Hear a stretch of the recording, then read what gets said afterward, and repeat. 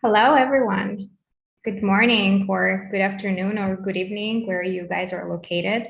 Hello to everyone. I hope you can hear me well. I'm really excited to welcome you to our second data science summer school organized by Hertie School Data Science Lab.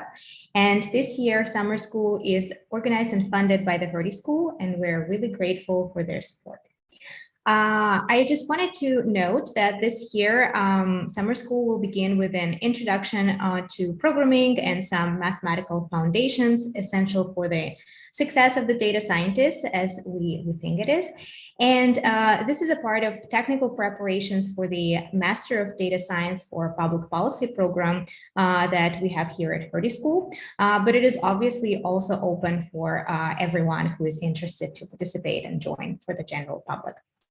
I am extremely happy to see you all here today, both on Zoom, and we also have a parallel stream session on YouTube. And I would like to start with noting a couple of organizational and technical details. So if you are on Zoom, you are all muted and have your cameras off upon entry. Please keep it like that. Please do not unmute yourself and do not turn your camera on unless you have a question. Again, if you are in the Zoom session, please try to leave your questions in the chat. And if you do want to ask a question out loud, you can indicate a raising hand sign, and then we will allow you to speak as soon as there's going to be a convenient moment to do so. If you are on a Zoom, if you are on a YouTube stream session, you can leave questions in the live chat or in the YouTube comments, and we will handle them as well as soon as possible. And I should also remind all of you that this Zoom session is being recorded. And if you do decide to unmute yourself or turn your camera on to ask a question or to give a comment, you're automatically agreeing for your video and your voice being recorded. I'm thanking you all in advance for following this technical and organizational details. And I'm super happy, and I would like to start with introducing our first workshop in this series of events, our Today workshop, and it is going to be Introduction to R Programming. And let me introduce you Fabio Voda, who is going to be our instructor for the Introduction to R Programming. Fabio is a PhD student in political communication in the University of Amsterdam. His dissertation focuses on the impact of micro-targeted political advertisement on citizens and society. He is also very passionate about reproducible open science, data visualization, and extracting insights from data. In line with this enthusiasm for learning and teaching R, he is very active in the R community, and he has contributed with a series of R packages, tutorials, and blog posts. And without any further ado, Fabio, the floor is yours. You can share your screen now, and we are going to start with our first workshop. Thank you. All right, thank you so much for this great introduction. I hope you can see my screen already. Yeah, welcome to this first workshop. I'm very excited to do this. This is my second time teaching this workshop in this format. There's going to be a couple of updates since last time. Maybe you've been there, maybe need even more R introductions, and it's totally fine. I'm happy to have you here. Yeah, without further ado, let's start into the workshop. Let me actually put this into full screen. So today, what I'm trying to do with you is a fun introduction to R. So I know that learning programming, learning any programming language really can be quite difficult, especially if you don't have like a computer science background and so on. And I certainly did not have a computer science background. So I think one of the main priorities in sort of learning this sometimes a bit tricky skill is having fun along the way. And that's what I'm trying to do with my introductions. And I hope that's something we can achieve. All right, so you already heard a little bit about myself, so I'm not going to repeat too much, but yes, I am a PhD candidate at the University of Amsterdam. I study micro-targeted political ads. specifically focusing more on the European case, not so much on the US case. Yeah, so you heard already that I'm very passionate about R and data science. I really like to teach. I really like to help people along this journey. And I also really like to travel myself. Obviously, when there is a global pandemic, well, every pandemic is global, but if there's a pandemic, it's a bit harsh to travel. But yeah, maybe that's something that can be resolved soon. We'll see in the near future. And also, this is a bit of like shameless self-advertisement, but I really like creating R memes and sort of making it more fun. That's my whole endeavor about making R more accessible and more fun. So this is a shameless self-advertisement about my meme page that you can access maybe after the workshop. And not during it, but there's a link down there, and maybe we can talk about that later. Also in the Discord, I was already in the Discord today as well, and I saw there was a lot of talk, and maybe that can be a way to come up with new memes and new ideas. Anyhow, enough of me. I want to learn something about you, but there's a lot of people here in this chat on YouTube and on Zoom. But one way that we can sort of learn about you is a website called Mentimeter, and maybe some of you have used this already. It's kind of like an interactive slide program where you can type in on your phone or on your computer some of my questions that I have for you. And if you like go to this link that I put here, so menti.com, and type in this code, or you can also use the link that's written down there, or you can use your phone to take a snapshot of the QR code here. Then there should appear a question. And if I go to the next slide, this is the question that I have for you. So first of all, a very kind of silly question, just like which cat best represents you right now. And I can see that the code up here is not up to date, unfortunately. But let me copy paste this link maybe into the chat. Yeah, oh, it's already in post. Great, thanks. But this code here doesn't work. I've checked it before, but apparently this is an old code. So the real code is this code here. So don't try to type in the code that's up here, unfortunately.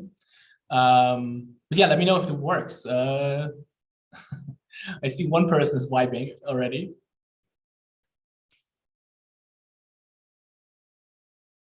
It does work, okay. Doesn't seem to be update though. That's not ideal. Okay, so maybe this is like some old version of it or so. That's why it's not showing the right code. Well, type it back in. I can probably get this page up on Mentimeter. Yeah, sorry. This is the kind of stuff that happens, of course, in technical problems. Let me see if I can put it up on the actual website. And if it doesn't work, then it was a fun idea, but yeah, so people can type in, I see. Yeah, people, you can type it in, but it's not updating the slide, unfortunately. I'm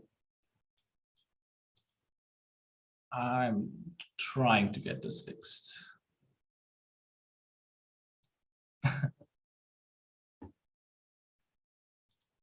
Okay. Oh, in the meantime, you can also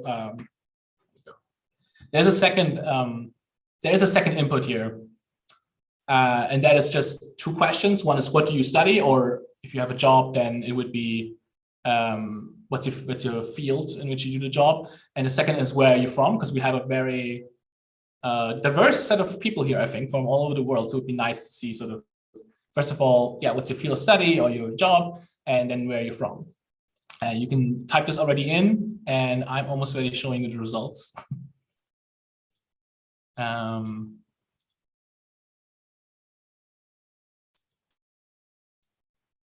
see.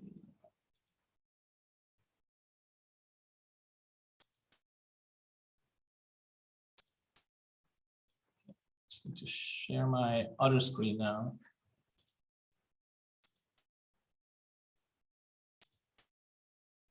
Okay. All right, so here we go. We see a lot of people already, and second most is what, which is fair. So we'll see if we can answer the question what in the next few hours. And a lot of people are vibing and some people are eyeing. So we'll see what that means during the workshop, I would say.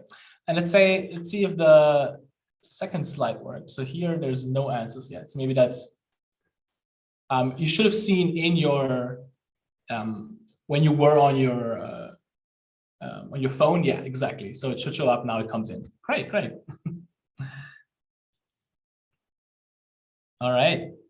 So that's what I was hoping for. Sorry for the delay. All right, we have a lot of political science. You have India, economics. Cool. Sociology, people from Berlin. So some healthy school people for sure. Okay.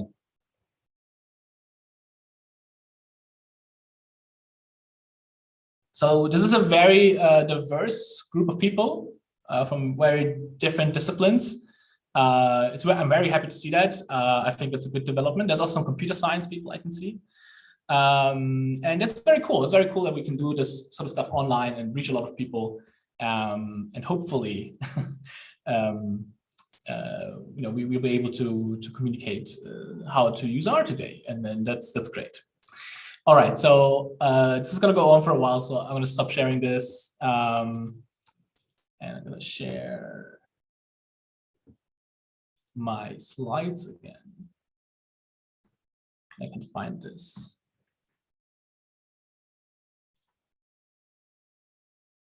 Yeah.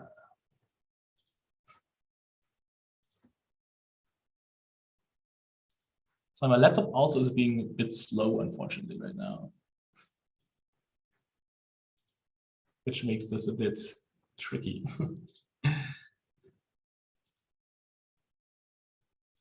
Okay, I found it. Okay. All right.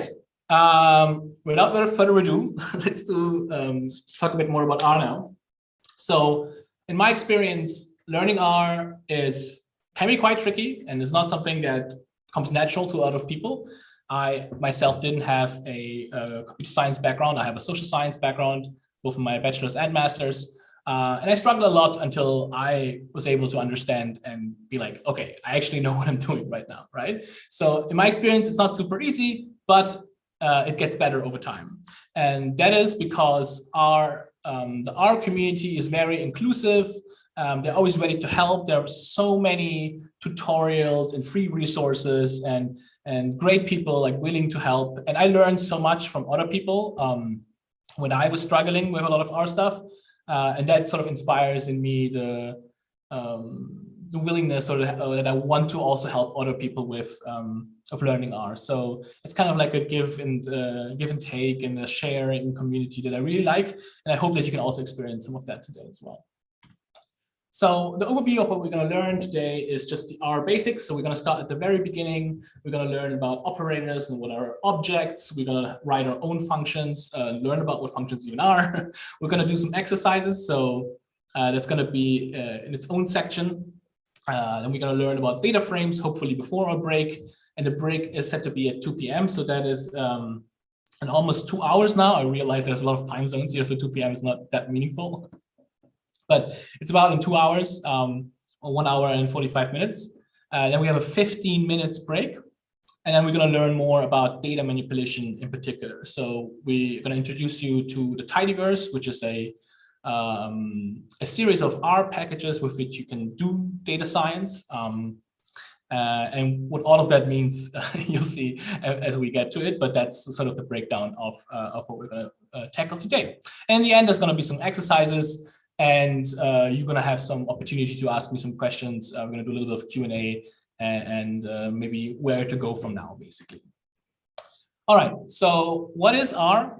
Well, R is a statistical programming language. And what does it mean to be a statistical programming language? Well, R was created in mind to do statistical analysis with, right? So maybe you are already familiar with other programming languages such as Python, for example. So Python is, of course, also a very powerful programming language with which you can do statistical analysis, but it's not been sort of created with that particular goal in mind. So that's sort of the main difference maybe between R and Python in its conception.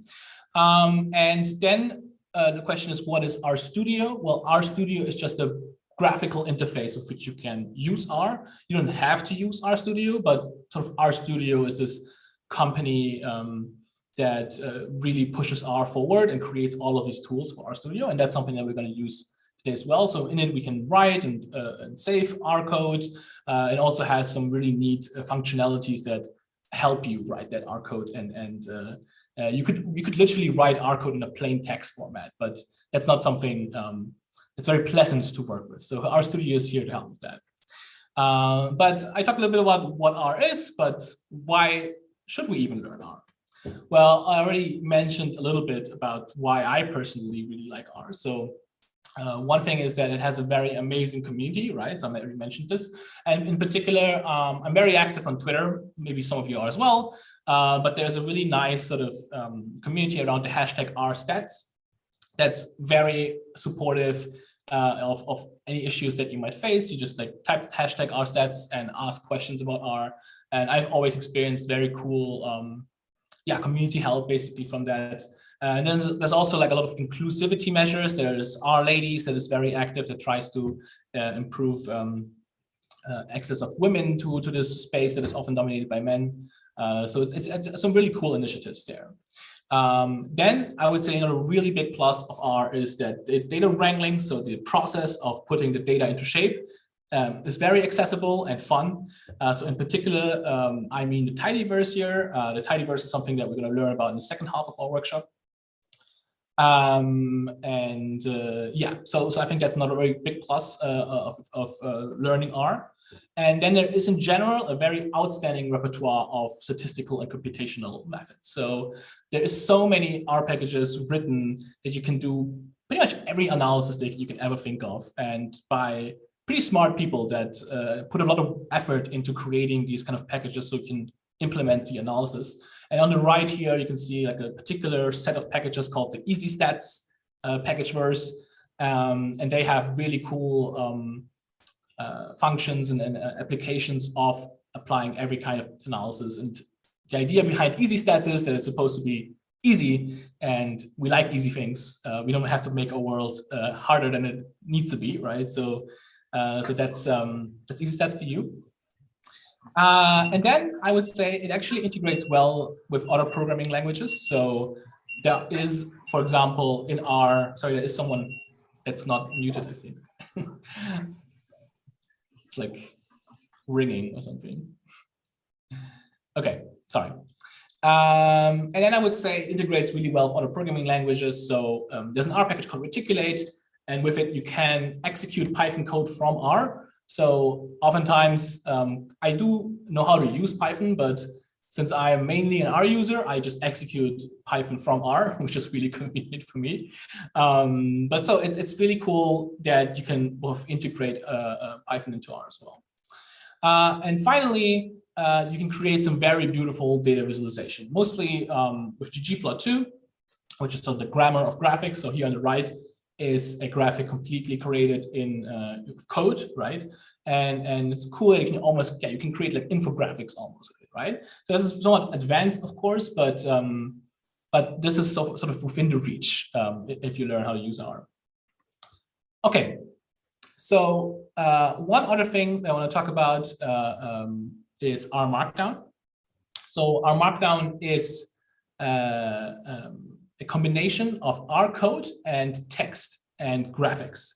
So with it, you can write R code, but you can also generate sort of a document. So this document allows you to have R code on the top, and then maybe have some graphics, and then maybe have some text describing the graphics and so on. And this is really a kind of cool feature with which you can write a thesis, you can create slides. Actually, these slides that you're seeing right now, they're also completely created in R. And you can even create web apps and dashboards, all of that within this framework of R Markdown. And we're going to use R Markdown within our setting because it's very pleasant to look at, and has a lot of nice features that help you also executing R code. So the basic difference of how it looks like, and we're going to look at this more particularly when we are in RStudio, is if you just have an R script, it might just look like a plain text file, right? So this is a typical print hello world function, and it's just written right there within your script, right? Very straightforward. And in our Markdown script, it might have like a title, it has some text, then here is the same code in which it executes it directly underneath it. So you can see directly the output underneath the code that you write. And then you might have a graphic or a plot in this case. And then you plot that graph and then it's immediately showing underneath it. And then you have a whole document that mixes R code and text and graphics. And this is in this case an HTML document, but you can also create a PDF file. So this is, for example, my master thesis or an excerpt of my master thesis that I completely created in R Markdown. So that's one thing you can do. And again, the slides, for example, and many other things as well. Okay, so we'll switch to RStudio in a moment. There's going to be a few links in the next few slides, but I'm going to share with you the GitHub repository. If you like want to revisit all of the slides, so of the links, then they are in that GitHub repository.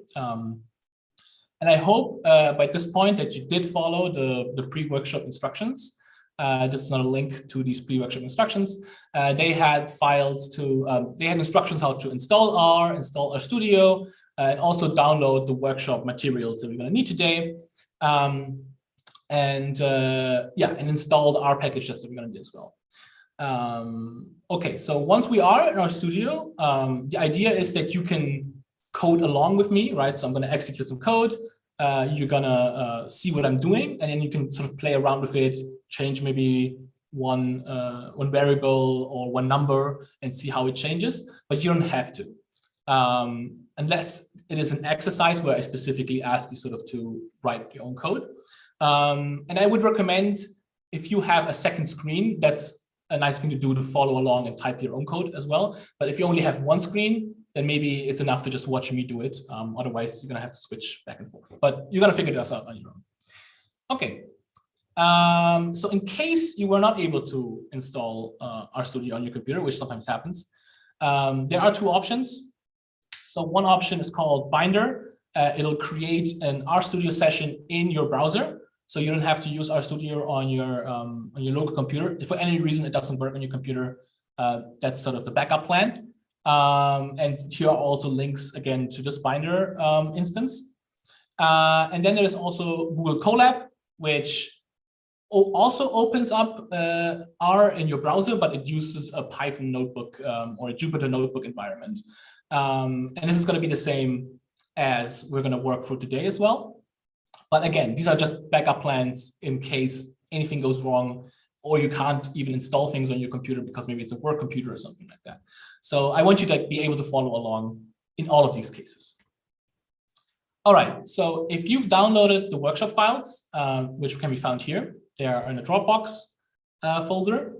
You should have already unzipped it. In case you don't, you can still do it, of course. You unzip the file and you extract it to its own folder. And this folder should be called DS3 intro, basically. And in this folder, you should find these scripts and this project file here. So once you've downloaded it and extracted it, I want you to click on this particular file, the DS3 R intro. So you can do this right now. And once you've done this, you should see something like this, at least like generally. But I want you to go on the lower right and click on 01 R basics R&D. So that's the first step. And then I want you to click on visual, which enables a visual mode for this R Markdown document here. I'm just gonna look at chat real quick. Okay. Yes. So I hope this worked for you.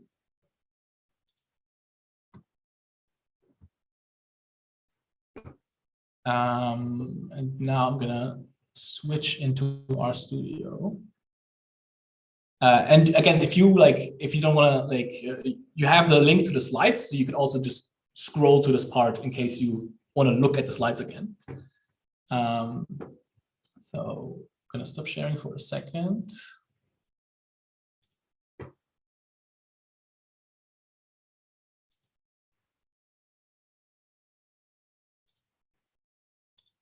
And I'm gonna open up RStudio myself and reshare.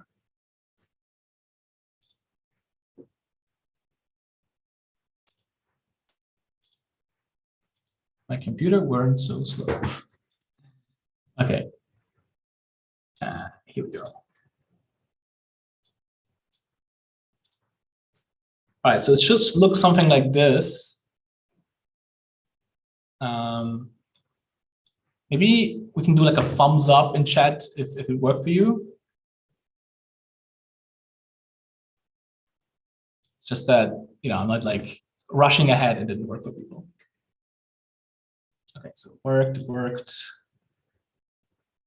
Oh, if you don't have this visual button here, it's possible that you have an old version of RStudio. You'll still be able to follow, but it won't look as the graphics won't look as nice, basically. But that's not a main problem. So if you don't have this button, it will probably look like this. So this is source. So this is basically the plain text format of that our Markdown file. You can still follow along, but yeah, it won't look complete, basically. All right. So I see a lot of yeses, a lot of thumbs up. So we'll just assume, hopefully, that this works. Okay, a lot of people in this chat. All right, so all right, let's get started. Basically,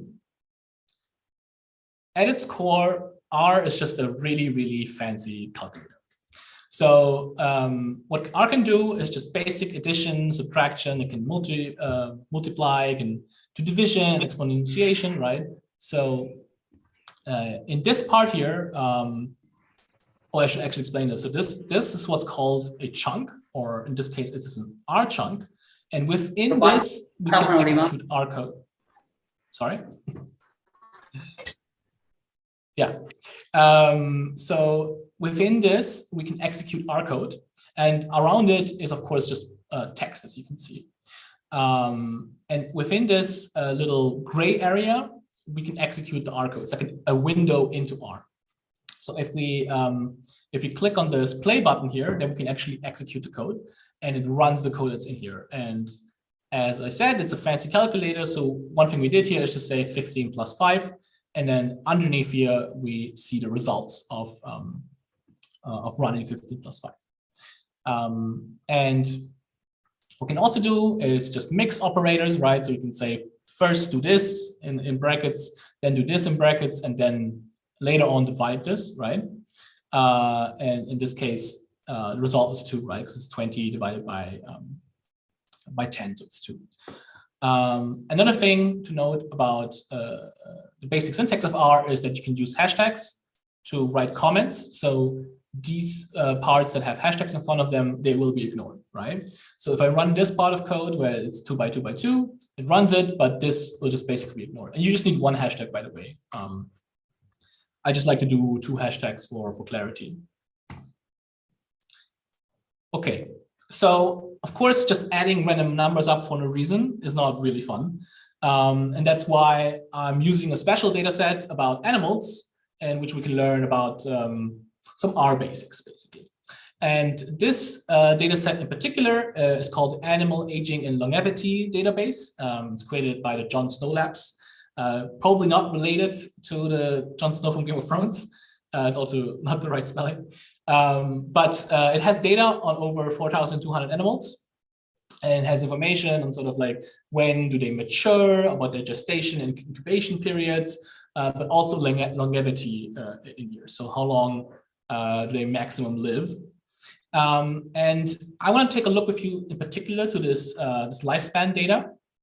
So the thing that I came up with is maybe it would be fun to calculate this idea of like, oh, how old is your dog in human years, sort of, right? And a lot of like the sort of rule of thumb for dog years is that 1 human year is 7 dog years, right? So I thought that's something that we can do for fun and calculate this ratio between human and dog and other animal years for other animals, basically.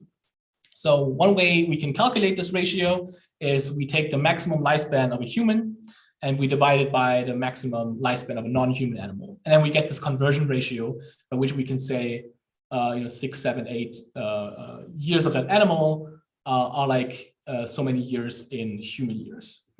And of course, this is a very rough way to determine this conversion ratio. So this is not like a science. I spent a lot of time looking at how do you actually do this kind of stuff, but it's more of like a fun calculation rather than like an actual science. But there's a blog post linked here that goes into more about how to make this calculation.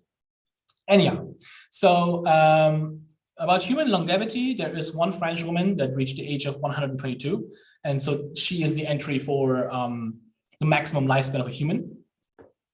And here is maximum longevity for various animals that we're going to look at. So, for example, they have, and this is the maximum longevity of any animal of that species recorded. That's how you can think of it, right? So if they have evidence of an animal living that long, that's the maximum longevity. So they have a dog, for example, that lived 24 years, lucky for him, her. Then we have a cat, 30 years. And, so this is all the maximum lifespans for different kinds of animals. And this is in years. For example, the fruit fly is only 0.3 years.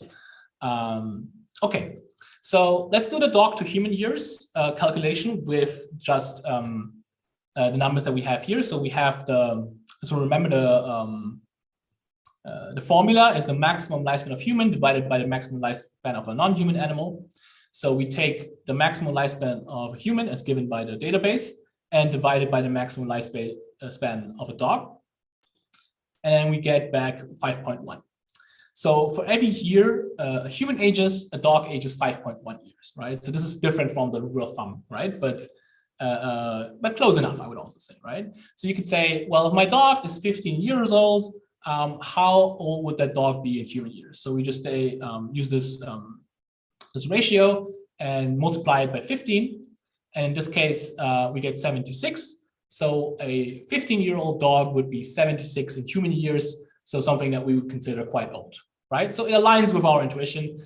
Again, not a perfect science, but aligns with our intuition. And that's basically what we're going to do from now. But it can be quite tedious to juggle around all of those numbers, right? So we have all of these different animals and their lifespans. So we don't always have to just type in numbers, right? We can actually use our objects to save those numbers and reuse them by calling these objects. So you can think of our objects as saving the information, right? So you just have some kind of number or a more complex object, and then you save that as a placeholder by giving it a name, for example. So in general, it's good to remember that everything that exists in R is an object. So if it exists in R, it can be called an object. And when we save it, then we can always recall it by using the name that we assign it to. And in R, we use this assignment operator, which is the open, not a bracket, but it's this part, and then a dash. And with this, we can assign something to an object. We could also use an equal sign, but what's generally recommended is using this arrow for assignment. So let's try to do a small exercise from earlier, but let's actually create some objects.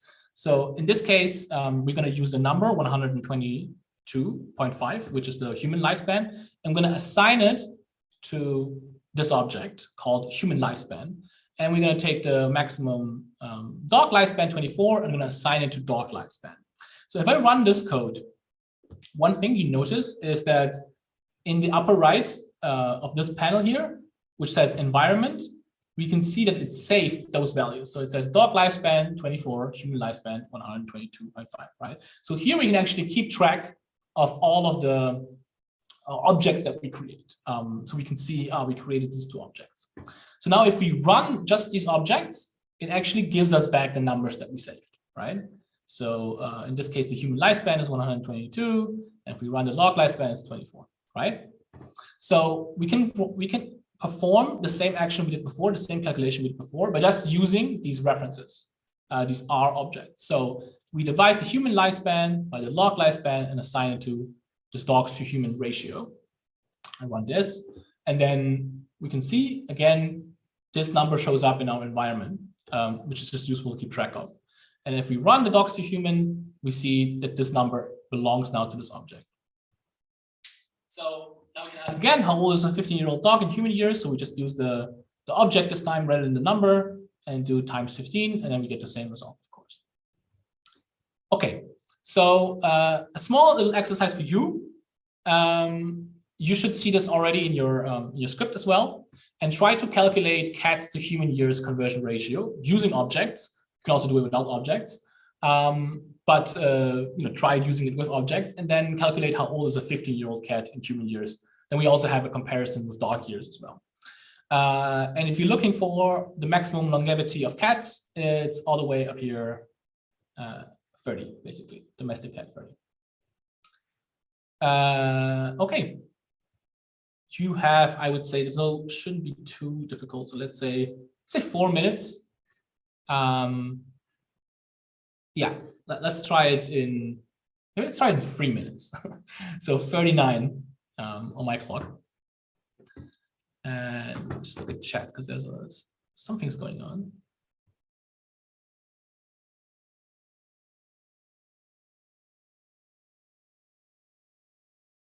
A less than sign. Yeah, thank you. That's a good description.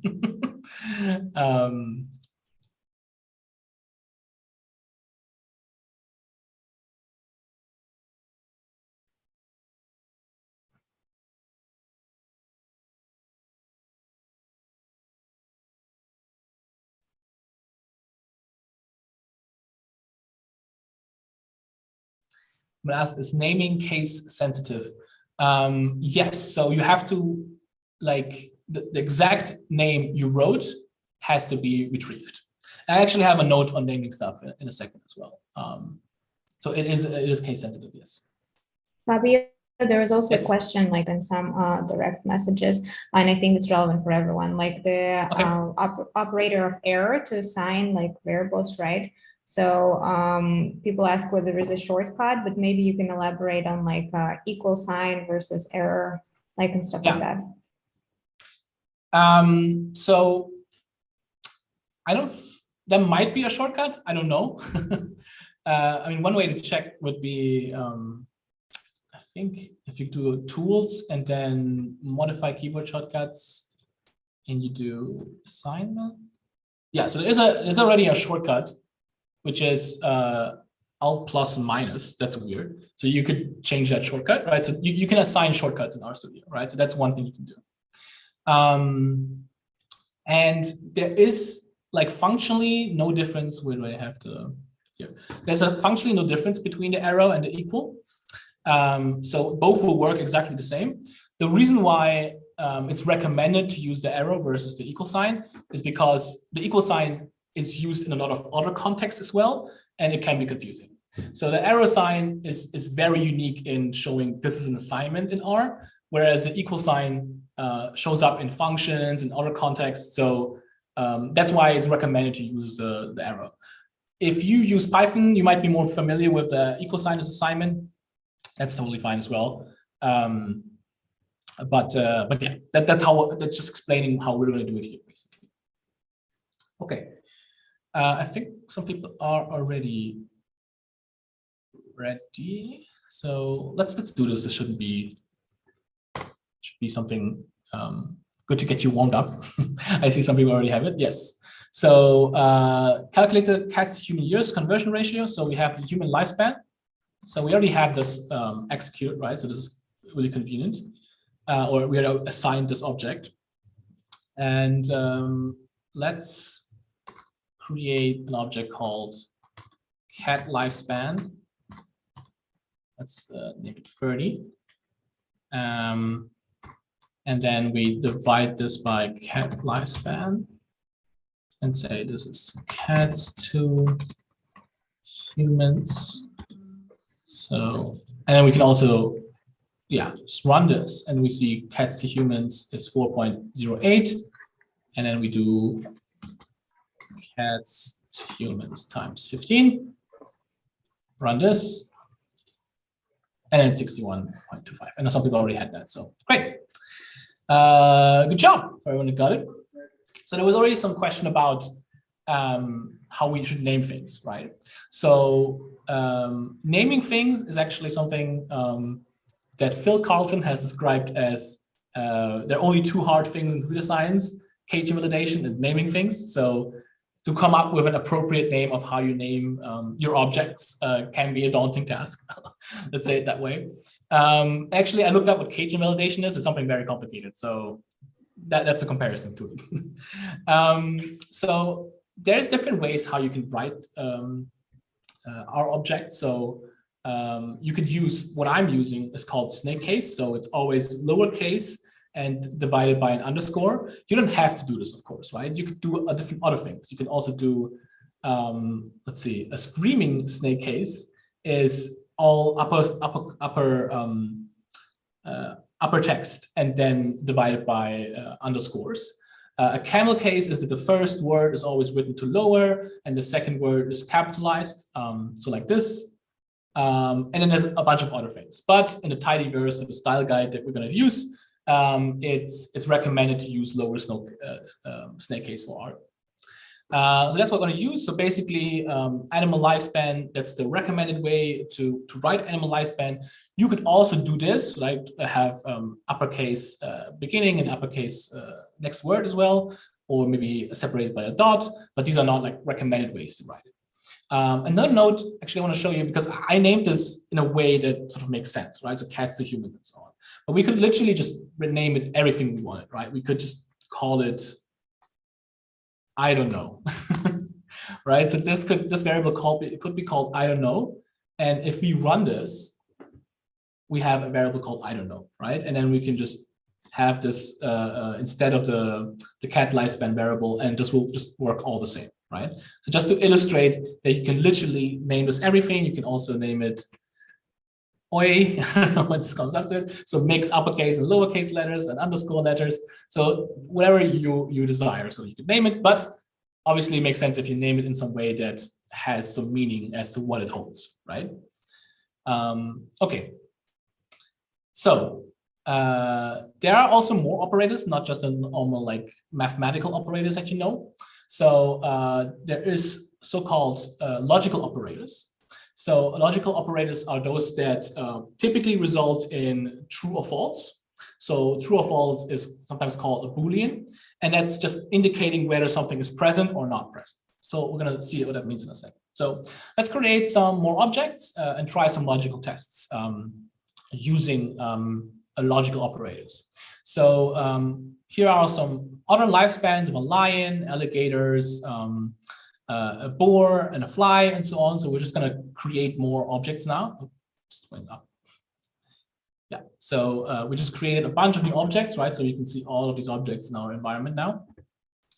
And then we can say, for example, the equal sign is asking whether two values are the same or equal. So in this case, we ask whether the lion lifespan is the same as the boar lifespan.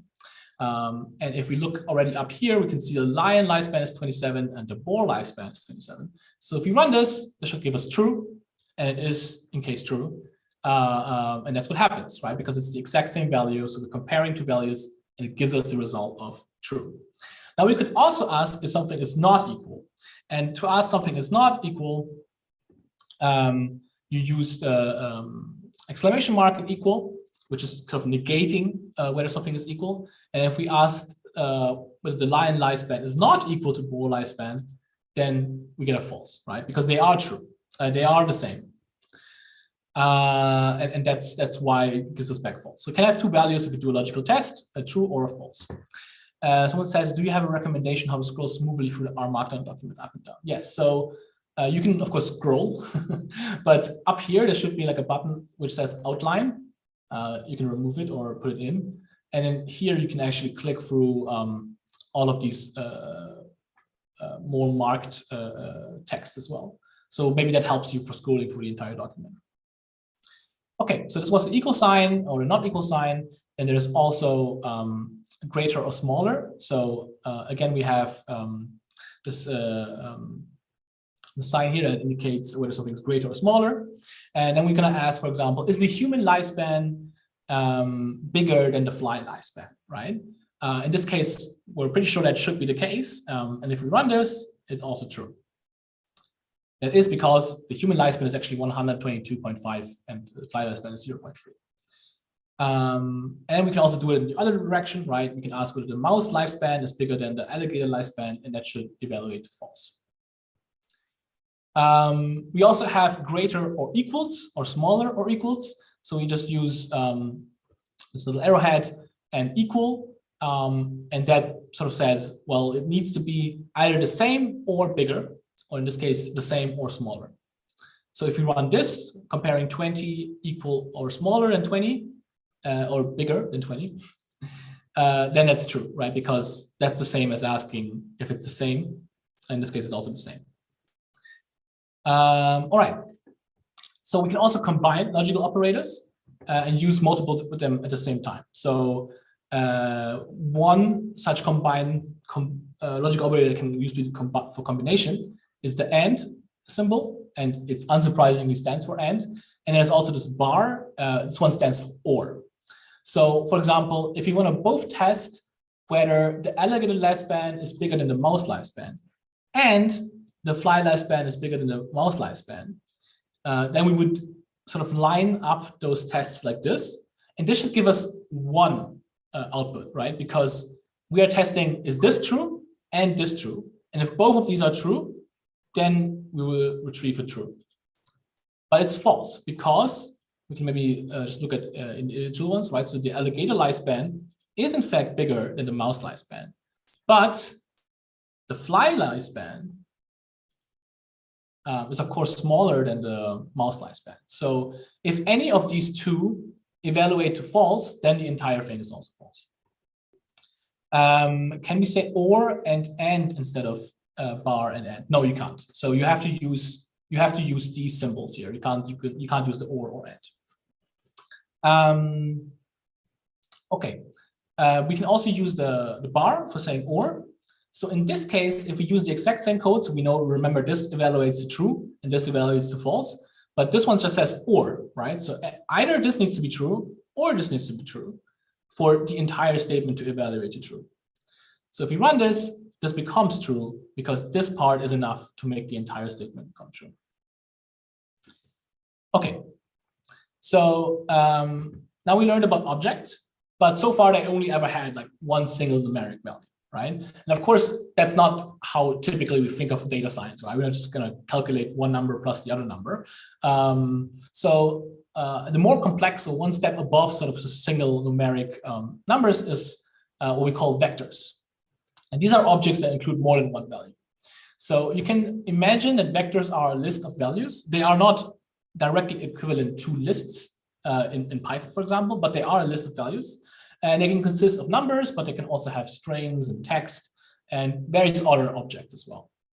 So if we want to create a vector in R, we can use the function called C, and this stands for concatenate. So basically what we do is we use the C function and we just concatenate these numbers. So we say 1, 2, 3, 4. And then we get a vector which holds all of these numbers in it. And we can also like combine all the lifespans we had that we created earlier and use them as sort of standards as well. So you can use these numbers, just these variable names, just as you would use numbers. And this gives us a vector of all of the animal lifespans that we assigned earlier.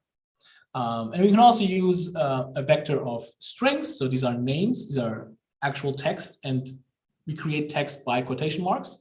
So if we run this, we have a vector of all the different animal names, right? And you notice there's some numbers here. There's 1 and 6, and this refers basically to the index of like where the element is within the vector, right? So this is the first index, so Greenland shark. And then as we go along, this is the 6, right? So this is actually, we go like this. It doesn't. Yeah, so it would change, like this always refers to the next sort of element of the vector. Indexing in R is from 1, not from 0. So that's a difference from Python. Yes, indexing is from 1. Sorry, Fabio, yes. there was another question sort of related to Python versus R. People ask whether you can use and or instead of mathematical operators like slash and. Yeah, no, you cannot. You need to use the actual symbols. You can't use and or as text. Yeah. Yes. Okay, so now we have this vector of lifespans, but we can actually also assign that to an object, right? So we use the C and combine all of the different lifespans, and we assign it to an object called animal lifespans. So I'm just gonna also put this down here just to execute it and show you what it looks like. So this is just all of the different lifespans that we created earlier in the object animal lifespans. And if you actually look at the environment, we can see that it saved it as a vector, as a numeric vector. And here are some like initial numbers of that vector, right? So it's kind of like a preview of what it created. So now, if we want to get the different year conversion ratios, like we did earlier with the dogs and the cats, we can just simply divide the human lifespan number divided by the animal lifespan data, lifespans that we assigned here. So if you run this, it divides every single lifespan that is up here by the human lifespan, right? So notice that the operation is performed for each item separately, right? And it results in another vector. And that's typically like often how R works, right? So if you like do an operation, it always sort of keeps the more complex, what's it called? Like the more complex type of data of object. So in this case, so the first one is the Greenland shark, and the ratio is 0.31. The next one is the dog, and we already calculated this. That's 5.1. Yeah, so these are all the different conversion ratios for the different animals. And then we can also just assign this to a new object as well. So we divide the human lifespan by animal lifespan and assign it to the animal to human ratios. And let's put this down here just so you can see the output as well, or you can see that something came out of this. And this is the same as above, right? And now we can also use logical operators with vectors, right? So we can also, for example, we could ask which animal to human ratios are smaller than 1, right? And now you get a vector that has the test for each individual element of the vector, right? So the first one is smaller than 1, so that gives you back a true, right? The next one is bigger than 1, so that would be a false, right? And the third one is also a true. It's also smaller than 1, and that would be also a true then as well. So yeah, exactly. So a small note on variable types, right? So we already learned now about logical variable types. So that would be the Boolean, true or false, right? So that's just a binary. Is it present or not present? If you use this function called class, it tells us whether what the object is, what kind of type the object is. So in this case, it's a logical one. Then we already saw character strings. So if we do class of I am a character, then it will tell us the class is a character. And then of course we already saw numeric. If we do a class of 2020, then we get back that it's a type of numeric. And then finally, there's also factors. We're not going to use factors too much, but you can imagine factors are just ordered text. So all in the middle here, we have a vector of text which says I am a factor. But in this case, this is, if we just had this part in here, that's of course just a character vector, right? So that's a of class character, right?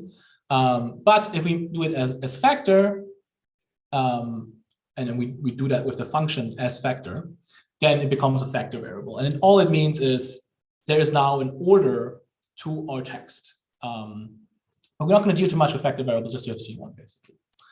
Another important value to know in R is called NA, and NA stands for not available. So if you're familiar with Python, that's the NaN, I think. And it simply denotes that there is a value missing, right? And this NA, it functions like any other kind of value as well. So you could have, for example, if you do another vector here, there's an NA, then 1, 2, and NA. And if you run this, right, there is just NAs now in our vectors as well, right?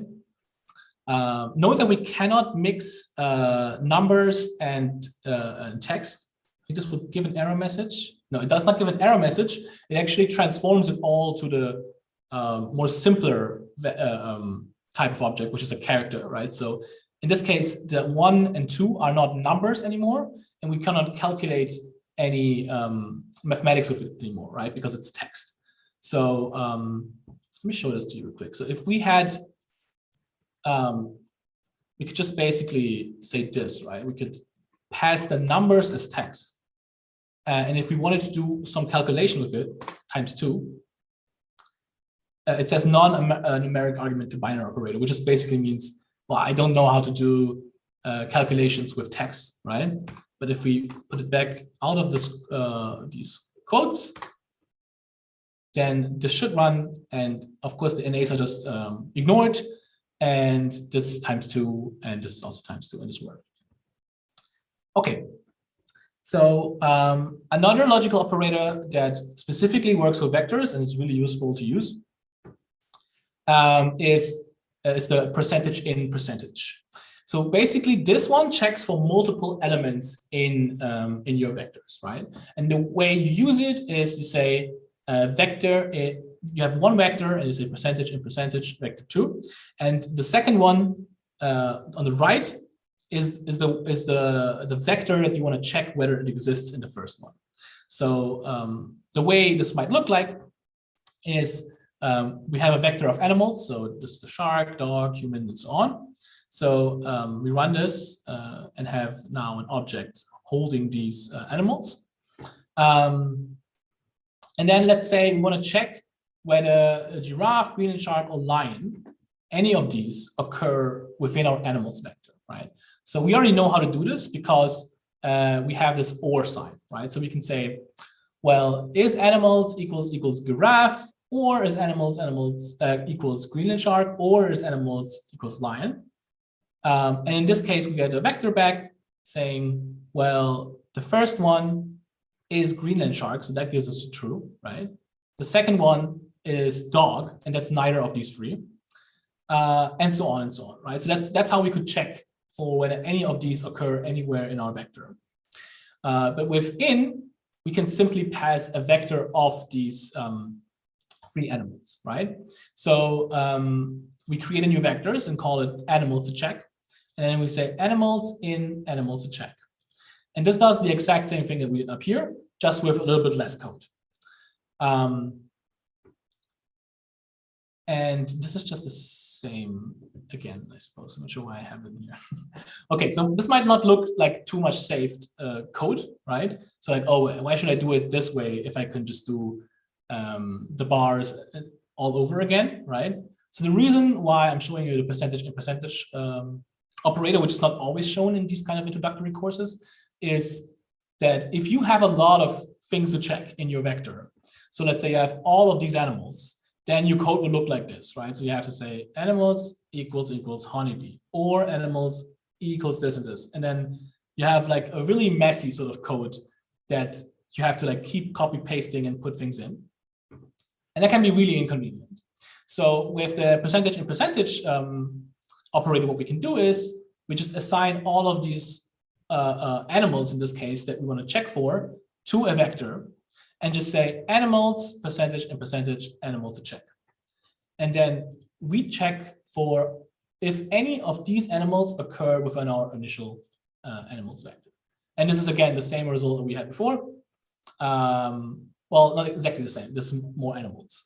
It's the same as here, just much more readable and more convenient to write, I would say. Okay, so let's talk about indexing. So I already mentioned that R indexes with 1, not with 0. So that's something that R and Python people specified about. So indexing in R is done with square brackets, and that is basically for when you want to know a specific value within your object. And the way we apply it is you have a vector, for example, and within the square brackets you say which of the elements you want to extract. So if we take our animal lifespan data, so remember that's all of the lifespans concatenated together, and we say square brackets 1, we should get back the first element of animal lifespans. In this case, it's 392, and that is in fact accurate. We could also get the same, the first element of the animals vector, and then we can see that this lifespan belongs to the Greenland chart, right? We can also get the fifth element of a vector, so we just use the 5 in the square brackets. And in this case, it's 0.3, and that belongs to the fly. And we don't have to just specify a single value. We can also specify a vector, a number of positions within our animals vector.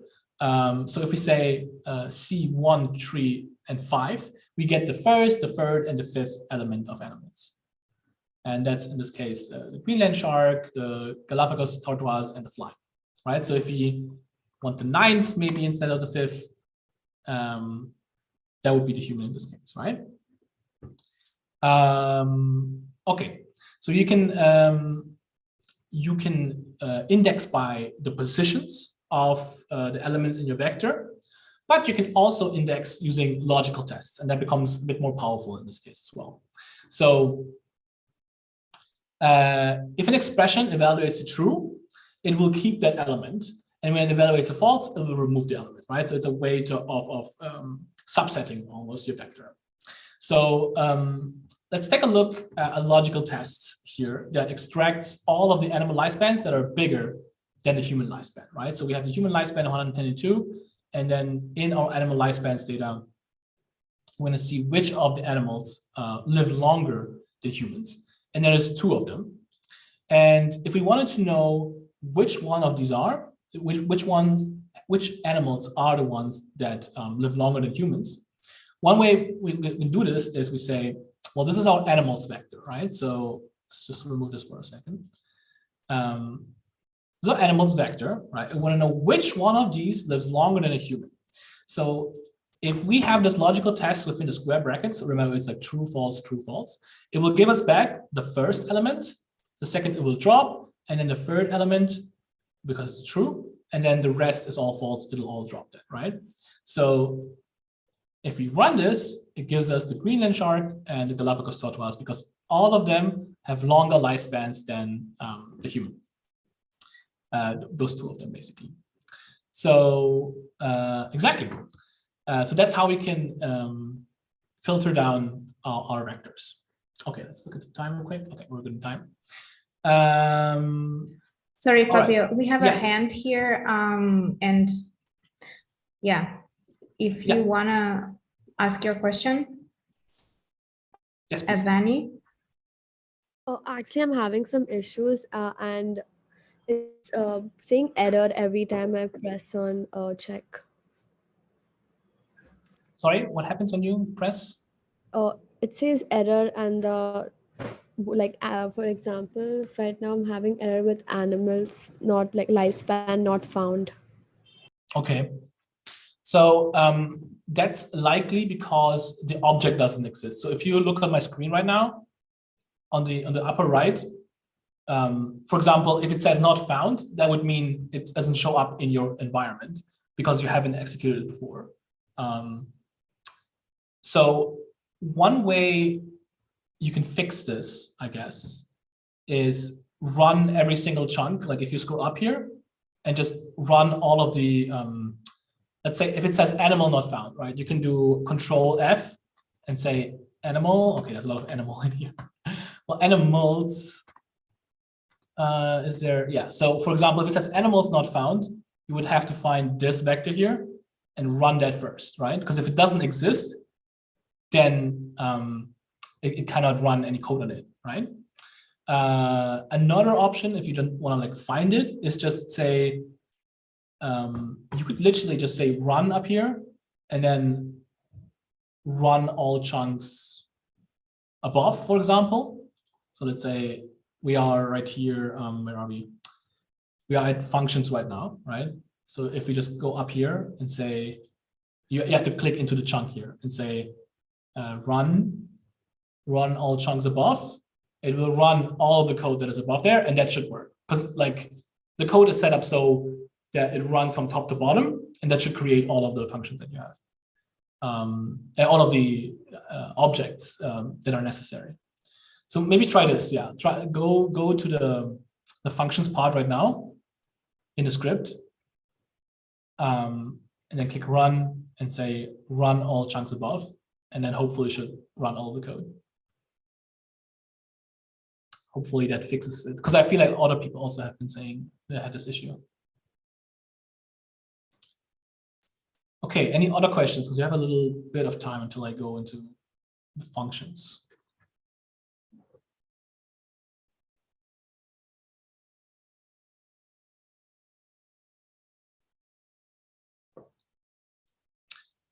Okay.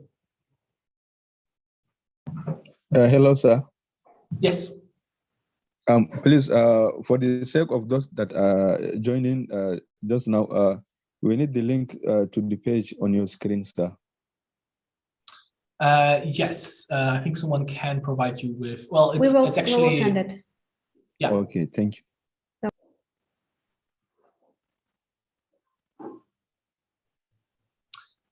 Okay. All right, so there's going to be a little bit of time when we do the exercises, I think. So let's go on with functions, and then maybe there's going to be some other questions I can answer as people do exercise. All right, so let's talk about functions. So functions is a little bit of a advanced-ish topic, but it's really useful to learn about them. And we're going to actually produce our own functions in a bit as well. So first of all, I want you to remember, we said everything that exists in R is an object, right? So here we have all the objects that we already created throughout this. And we also said everything, and along with this, we can say everything that happens in R is a function, right? Everything that exists is an object. Everything that happens in R is a function. And you can think of functions as like little machines. And in most cases, they have some kind of input. So you put something into the machine, and then they do something within it, and you might not even know what it happens within it, but then it creates some kind of output, some kind of product. And input is, of course, everything that goes into a function. And in this case, there are two things that are relevant in R. So one is the so-called arguments, and these are all of the input types. Yeah, you can think of it like a lever that you pull or a numpad. And then you have the values. And you can think of these as the various settings that you have on the numpads or on the lever, for example, right? So you have a numpad, your argument, and then you want to type in 15. That would be the value of that numpad. So the way a function looks like is you have a function name. Oh, I don't want to happen this. And you have an argument, and then this should just be one equal sign. Yeah, it is. Argument, and then you say equals the value that you want to plug in. But let's not concern ourselves with the code yet. Let's look at a more an analogy, basically, that I call the star producer. So let's consider for a moment the star producer. So we have the function name. It's called star producer. It has two arguments. It says how many and type. So if we say how many, we can say, for example, 13. And the type of stars you want to produce is of the type squiggly. Right? So if you look at this machine, the analogy of it would be, well, we have a numpad, and that is the how many argument, and we type in 13. And then we have which type of star we want to produce. It's the squiggly type. And there could be other options, right? There could be straight stars and so on, but we don't see that right now. That's the setting that we have in here. And then the output of it, all the 13, because we said how many, 13 stars, we get 13 squiggly stars from our star producer. Exactly. So note that like how you can't sort of each of these arguments, they require you to put in a certain kind of input, right? So you can't put a text into the numpad, or you can't put a number into your letter, right? So functions expect you to give them a specific kind of input, depending on how these inputs are created. All right, so then a quick note on how to getting help. So every function in our, or pretty much every function, let's say that way, 99% of functions have some kind of help file along with it that tell you how to use the function and what kind of arguments it takes, right? So you don't know by default what kind of arguments and what kind of values your functions expect. So the way to get help is by typing a question mark and then the function name. So we're going to do this with an example function called sec, or it stands for sequence. So if you run the question mark and then the function name like this, in RStudio, it actually pulls up a help file or documentation file with a description of what sequence does. It says generate regular sequence, and then there's some more information in it, but it just generates a sequence. And then if you scroll to arguments, let's go with this one. This is like a placeholder argument, but the more important arguments are these. So from and to. So it says the starting and maximal end values of the sequence. So basically, it creates a sequence from us from and to, and then another argument it says is by number increment of the sequence. So by how many steps should it increase your sequence from these and to which values you specify. And there's a bunch of other things, but let's focus on the from, to, and by. And by the way, this is not the only way you can access the help file. So another way to do it, so I typed in question mark sequence, but you can also say help sequence. Oh, yeah. So that will also pull up the help file as well. Okay. So, okay, explain the sequence. And so now let's look at the machine allegory again, allegory. If we take now our machine to be the sequence, we can see that it has a couple of numeric inputs. So in this case, it only shows 2 inputs, but it has much more inputs. But they are numeric inputs, and we have the function name called sequence. The arguments are from, to, and by, and the values we can plug in are from 1. So we start our sequence with 1. We want to have it up until 10, and we want to have it by increments of 1. So if you plug in the numbers 1 and 10, and imagine there's another numpad somewhere which also says by, and you type in the 1, then you get an output, a vector in this case, of 1, 2, 3, 4, 5 until 10. Exactly. So if we run this in code, it exactly looks like up here. We have the sequence. We say from equals 1, 2 equals 10, and by equals 1. And this is exactly what we get out of it, right? We get a sequence from 1 to 10. Okay. So a note on passing values. So how can we pass values to our functions? We saw already one way to do it, and we can pass argument by names, right? So we can say from equals 1 and 2 equals 10. So we're going to specify specifically what the values for our functions are. So in this case, it knows exactly which numbers then go to which argument. It doesn't really matter in which order we pass those arguments. So we could say to 10 by 1 from 1, and it'll know that that's what it should, like which value belongs to which argument, because we've named the input, the arguments of our values, right? So it's not advisable to do it this way though, right? Because it's to, by, from. That sounds weird, right? From, to, by goes off better from the tongue. But that's not the only way how you can pass values. You can also pass argument by position. And if you pass argument by position, it's something because coders are basically lazy. We don't want to write every time from, to, by. We can also pass it by the position of the argument. And if you look at the help file again, which we have here, we can see that it started from the second argument is 2, and then the third one is by. So we can pass these values without having to name the argument. So we can say a sequence from 1 to 10 by 1, and it'll know that this is the first argument, this is the second argument, and this is the third argument it should match it to. And it just magically works, right?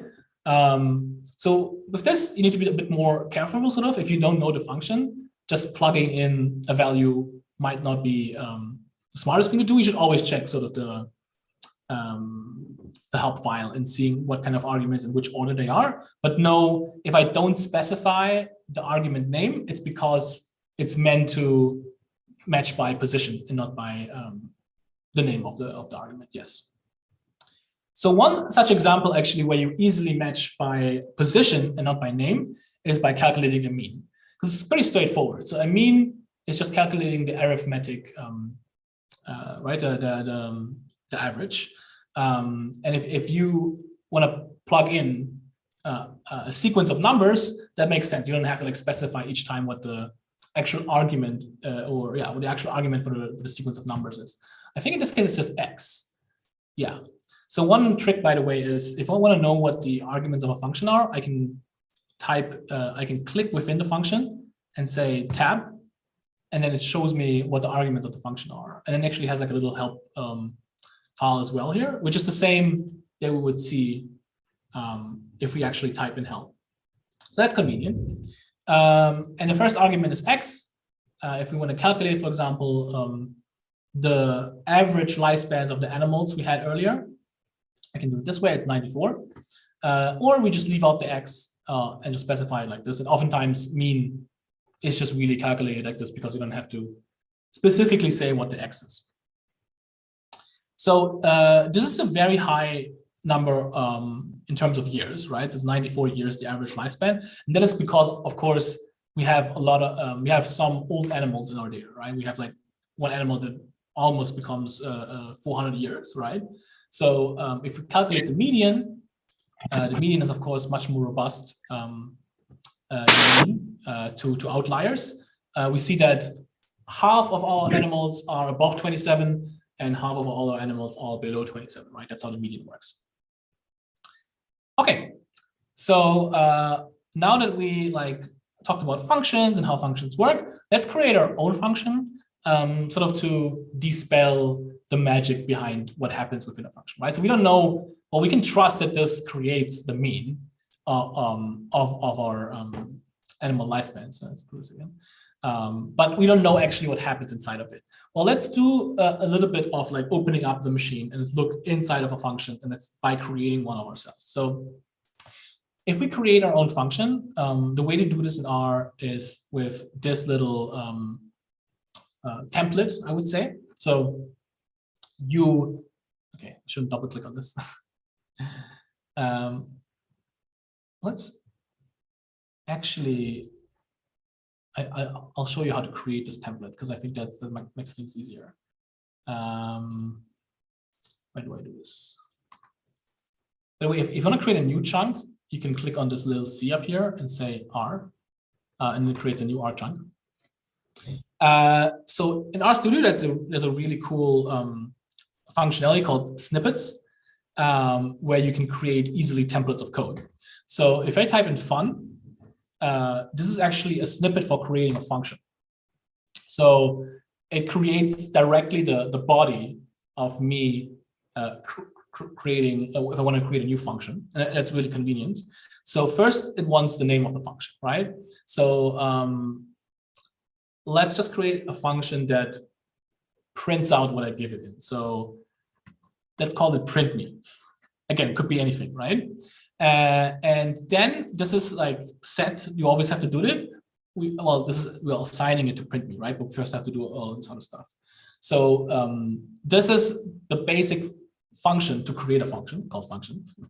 And then within it, we have to specify what the arguments are. So here we create our levers or numpads and so on. So the way we create them is why we just name them some way, right? We can name them X, or let's name it this is to be printed. Let's name it that way. Sorry, right? Fabio, So- for interrupting. There is a Yes. question on YouTube, which I think is irrelevant, would be for Okay. a lot of people. Can Yes. we write a function without a return? Yes, you can write a function without a return. It depends, of course, on what you want to do, right? But you could write a function that calculates some numbers and then saves the output as a CSV file on your computer, right? So it won't have any output in R. And then, in fact, let's just try this as a variant of this function that we're going to create, right? So there's something that happens internally, but it doesn't show it to you after if you run the function. So let's try to do something like this when we create this. But quick question, yeah. So within this function that we create a new argument called this is to be printed. And now we have these curly brackets, and this is the body of the function. So everything that should happen within it comes here. And all you do here is just write code, right? So here you write some kind of code. And in this case, well, because it's just a print me function, and the function to print things is called print, we're just going to take this variable that gets in here and says, and put it into the print, right? So all this does is internally, it executes this print, this is to be printed. So if you run this and have this new function that we just created, by the way, you can also check this in environment. So here we have a little list that says functions, and here it actually shows up the function that we just created, which is really convenient, right? And then we can say print me hello world and sticks bit, and then it prints this text here, right? Because that's what it does internally. It just says print is to be printed. Now we can also say, like, you can easily create a function that doesn't do anything on the outside, right? So let's say I'm just here, right? So it creates this function, it creates this object, and it doesn't do anything, right? So if I rerun this code, there's a bracket here. So if I rerun this code and say print me hello world, well, all it does is just assigning this is to be printed to I am just there and do nothing, right? That's a really useless function, but that's something you could do. But you could also say something like save. That's like a function to save an object, right? And you can say save this to data I am just there, RDS or something, right? So this is just saving the file, and as you execute it, we're not going to do this right now, but it would not give any output, any visible output, but it would run the code and do the thing internally. So another thing to note about these functions is as well, though, that, so notice how we created an object called I am just there. We ran this, right? So obviously we should think, well, then this object exists somewhere, right? But if we look at the list of our environment, we don't see I am just there anywhere here. Because, and I can also prove it to you that it's not here. I'm just here. Error object I am just here not found, right? That is because the function has its own environment, right? So everything that happens within the function stays within the function, sort of. So all of the objects that are created are separate from the objects that are in your general global environment, right? So that's the idea behind why it's called a global environment, because it's accessible throughout all the different R chunks. This one is just accessible within the function itself. Exactly. So that's how we create a function. And one more thing, I guess, that I want to show you is, so typically you don't have to do this, and we saw that it all works without it. But typically what we do at the end of a function is we use return. So return is like a special function that just tells the function itself that we create that this is where the function ends, and that is the value that we want you to return, right? So if we do this and say return I am just there, or I'm just here, then all this does is just gives back hello world as well, right? So typically you want to end the function with return. You don't have to, but this is just a better style of it. It tells the function that this is the end and this is where you should return the code then, right? So this will work as well, just that you're not confused. Okay. Let's just keep this. So fun little function that doesn't do much. We can also do, of course, functions that actually are more useful, right? So there's no natural square function in R, so to square a number. So if we wanted to create a square function, what we could do is always assign it a name, we call it square. Again, this function always has to be here. I'm going to say which arguments should this function take. Well, this is the number to be squared, and we have the curly brackets, and within it, what happens is this number to be squared, and this is how the operator looks like for taking the exponentiate, basically. So exponentiate by 2, assign this to a new variable called squared number, and then return the squared number. So if you run this code, by the way, I'm doing Control Enter to do this. There's just one way to do it. You can also just do the play button, does the same thing. Except for this, of course, runs the entire chunk. But if I just wanted to run a single line, then I could do that with Control Enter. Then it just runs this particular part. Okay, so let's try the square function. So we have the function name square, and its input we saw already is number to be squared. And again, here we pass it by position, and it makes sense because it's only one function, right? It's only one argument, so there's no need to like do this, which we could do. Number to be squared equals 4. And then of course that's 4 by 4 is 16. We could just do it this way, and that's more convenient. What if we want to have multiple arguments in our function? Yes, you can list them by comma. Let's actually do this when we create this dog to human years function. So remember, we're still with the animals data set. And now we can create a function that calculates how old our dog is based on this calculation with the dog to human years ratio. So here's a function. It's called dog to human years. It takes input animal years, and within it, it assigns the human lifespan, the dog lifespan, and divides the human lifespan by the dog lifespan, creates a new variable called ratio. Then we multiply the ratio with the animal years that we put in. So how old is the animal? Then we have the human years, and we return the human years number. So someone asked about multiple arguments of function. So we could do it this way. I'll just show you that this will work. So for example, an 8-year-old dog in our time would be 40 in human years. So sort of middle age, I suppose. But if we wanted to have multiple arguments, we could just say comma. Well, this human lifespan, we could just plug it in, right? We could say, do I have this? No, I don't have this. Okay. So we have multiple arguments. We have human lifespan and we have dog lifespan. It might be, for example, that these numbers change, right? So that's why we want to always specify them. So the way we would do it is we have this function now that has 3 arguments.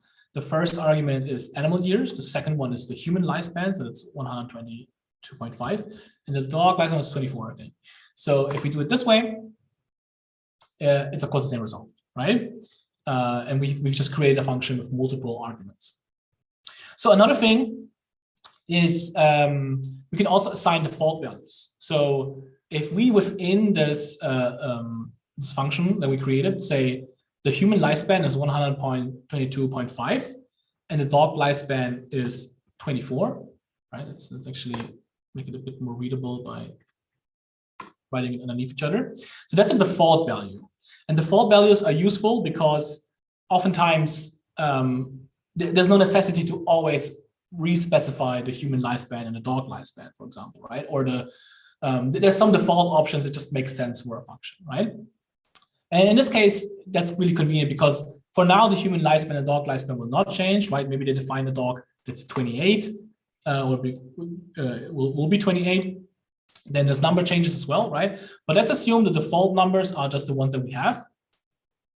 And if we run this, should run this, right? So we have the default values in here, and we run this code, it'll work, right? Even though I have not specified any values for human lifespan and dog lifespan. It just knows that these are the default values if you don't specify anything. And I'll show you actually that this won't work if I don't specify any default values. Then R will throw an error and say, argument, human lifespan is missing with no default, right? Because we didn't specify a default value for human lifespan.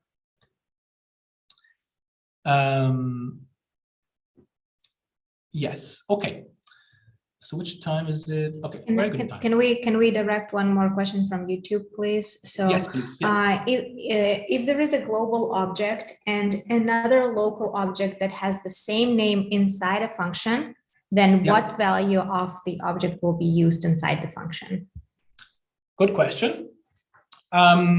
So typically, I think you should, so in general, as a rule, you should avoid naming the objects that are outside in the global environment the same as within a function, just because there could be issues, right? Just in some way, there's some value already assigned outside of your function, and you take a value inside the function, and then you're going to mess up things, right? So in general, they should have different names. Realizing now that I did make that mistake myself, sort of, right? So I called this human lifespan within. And so in this case, there might be some confusion about which value to take.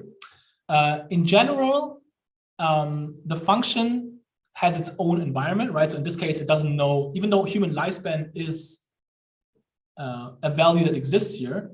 Well, actually, this will actually work. So if we don't specify any more arguments, right? We just leave the animal years in here, and we run this. So it'll actually take the human lifespan and the dog lifespan, right? Where does it take it from? It takes it from the global environment, right? So the function can read the global environment variables, but not the other way around, right? So so it'll take the values from the global environment, but that's not how you should code a function, right? The code should work within itself. So to answer the question, which values will it take? It will take the ones from the global environment unless otherwise specified. And you should ideally make it so that whatever is in the function is unique and not something that you already specify above, right? So if we would make this better, we could just call it H lifespan and dog lifespan and D lifespan. Yeah. So in this case, it's not conflicting with the names that we already assigned, basically. Yeah, does that make sense? So if you run this again, of course, there's no default values because there is no H lifespan, but we would say 100.5 and 26 was it for dogs? I think so. No, 24. Anyhow, well, you know, that number can change, of course. Okay.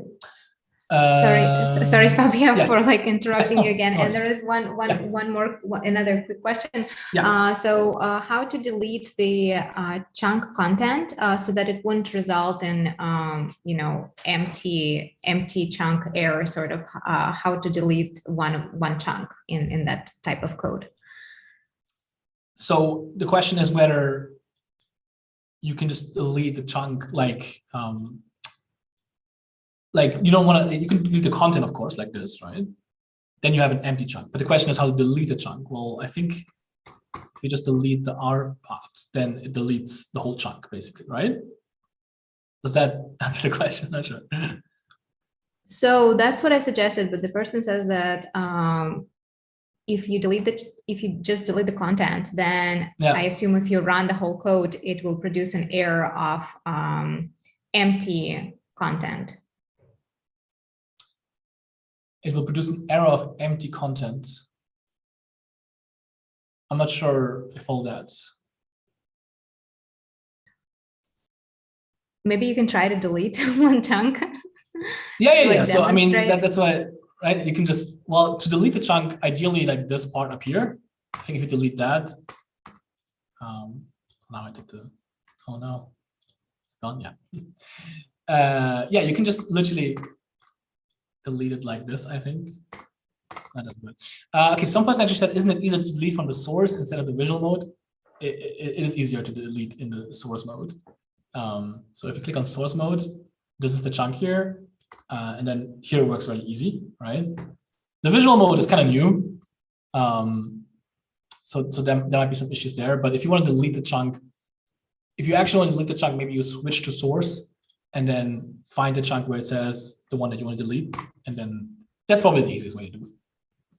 Awesome. Yeah. Okay. And I think actually the the author of the question figured it out. So yeah. Okay. Thank you. Great. Awesome. Awesome. We have a bit of time. So one person asked how to delete functions and values. Good question. I haven't shown that. So the straightforward way is use the function rm. And rm, you can basically delete any object that you put in here. So you say, which one do we delete? Some weird thing we created, maybe. Did we create? Yeah, we created the object I don't know, right? So let's remove the object I don't know. And then maybe you've seen that it just disappeared from here, right? And you can do that with every object that you create. Remove the print me function, right? Don't do this, and then don't remove anything that you need afterwards. But yeah, so that's how you can remove functions and objects. The more radical way to do this is this broom up here. If you click on it, it says you want to remove all objects in the environment. Well, we're not going to do this right now, but that way you could start off fresh, basically, right? And so we asked how to create a chunk. I think I showed this, but let's show it again. So you just go where you want to create the chunk. So for example, here, and then the C up here is where you can create the chunk. And you say, create R chunk, and it creates an R chunk. You can actually create, you can actually write Python in here as well, and various other programming languages, which is really convenient. But we're just using R in this case. Okay, all right. So in a minute, we're going to do some exercises. So it's going to be your time to actually answer some questions in your own time. Before we do that, though, I want to have a quick note on errors and debugging. So there's already been some errors. And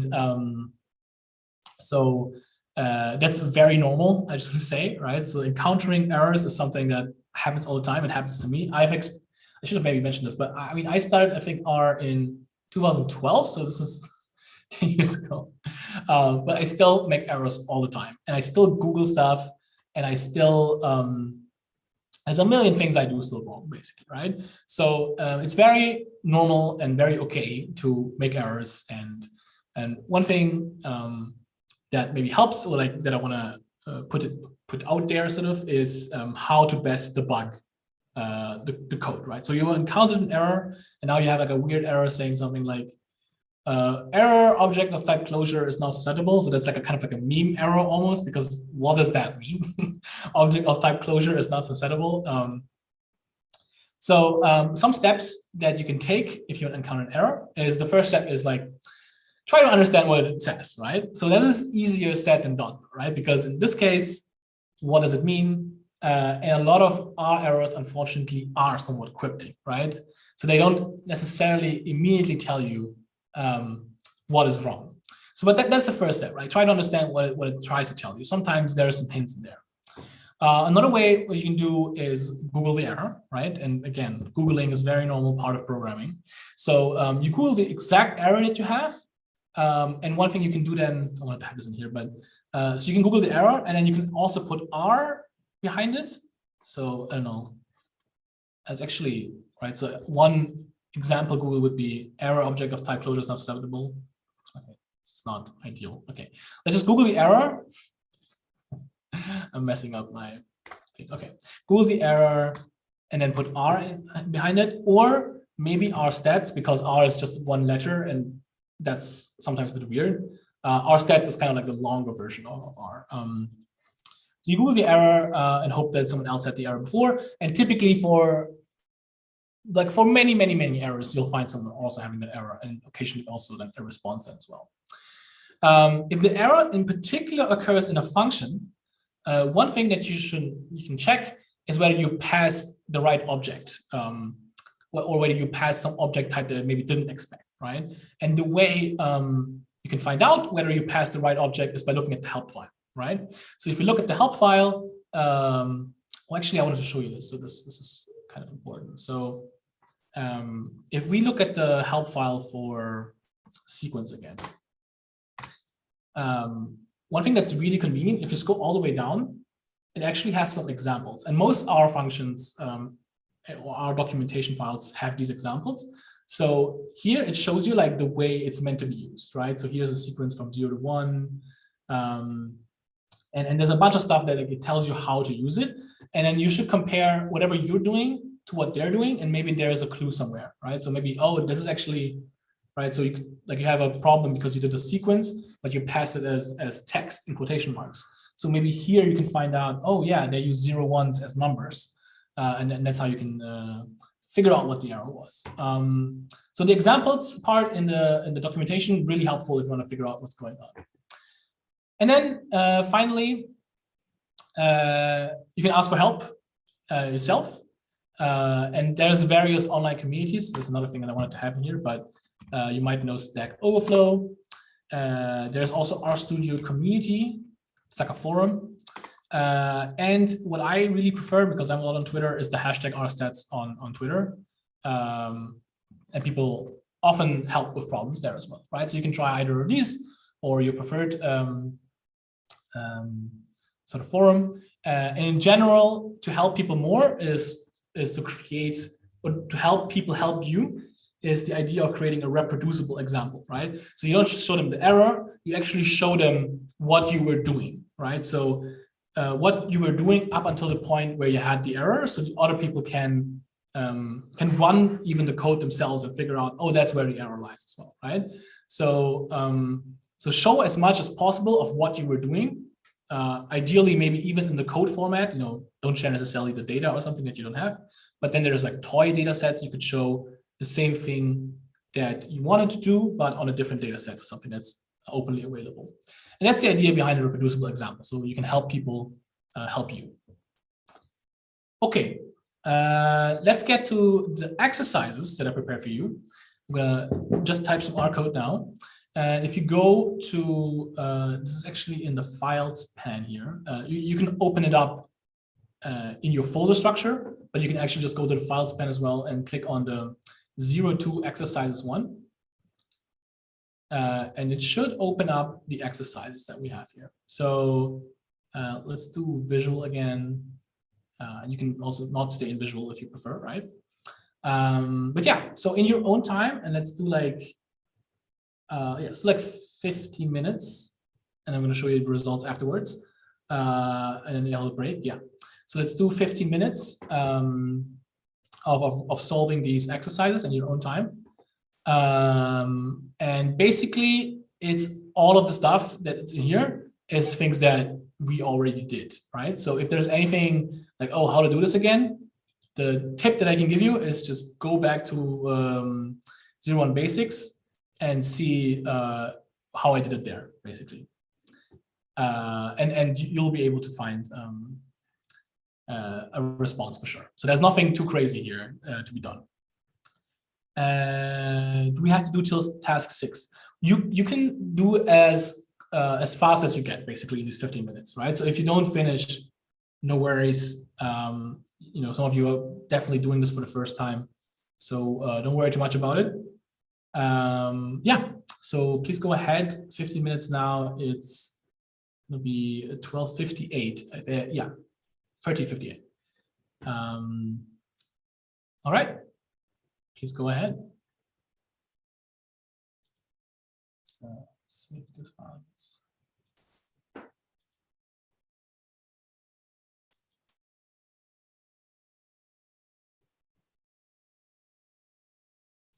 Yeah, and of course, if there are questions, I am here. There is a question whether they have to do till task 6. Yeah, I mean, I would say as far as you get, right? you can do all tasks until task 8. If you get so far, that's fine. The idea behind it is like it gets incrementally a bit more difficult-ish as you go. So not all of you will necessarily finish, and that's totally fine. Yeah. Let me show, I suppose.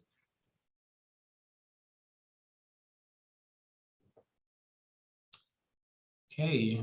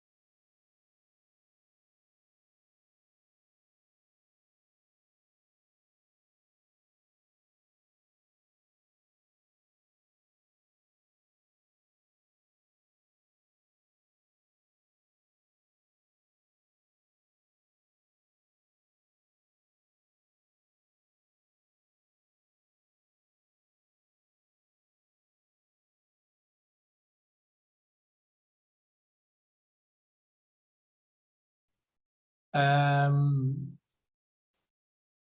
asked, is it possible to introduce several functions in the same chunk?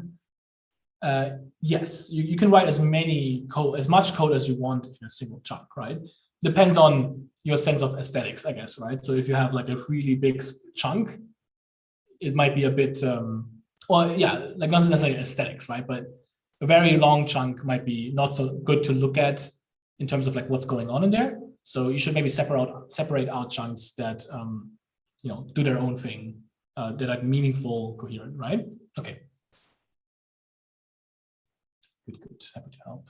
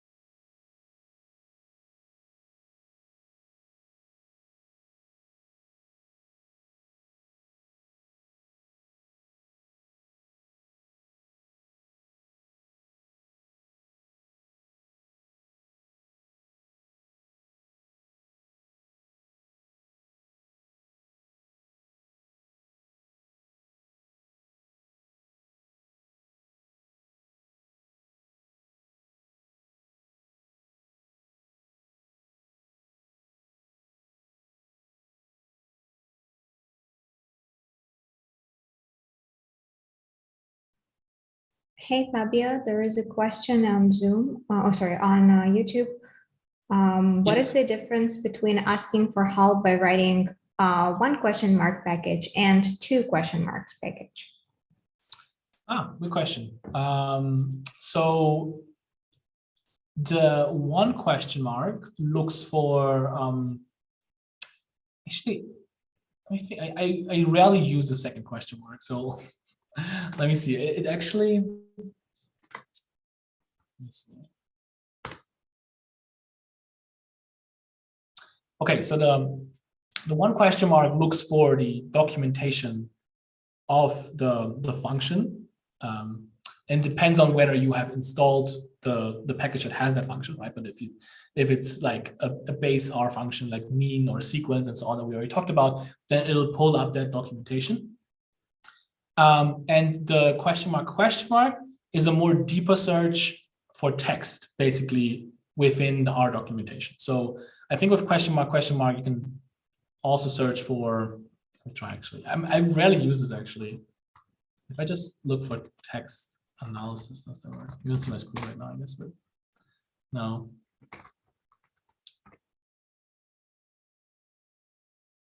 Yeah, it's just a deeper search. I'm not like, yeah, I don't want to say something wrong necessarily, but it searches stuff differently. Let me look this up because I have the time. 2 question marks are how to Google things. Just this is an opportunity to show you that I too also Google things in R. I don't know everything. Or maybe someone in the audience knows on top of the head. Okay, so 2 question marks will search R documentation for a phrase or term.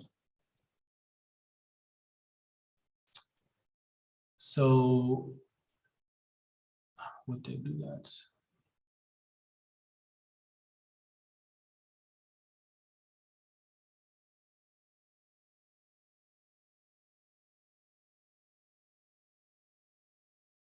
Ah, I see, okay.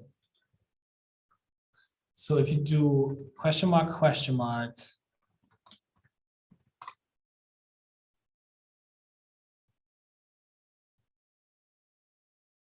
it doesn't seem to work really well. I'm going to share my screen real quick with the person that asked that. So down here's my console, where you can just type R code without having to save it necessarily. So if I search for sequence, that obviously pulls up the help file. If you do question mark,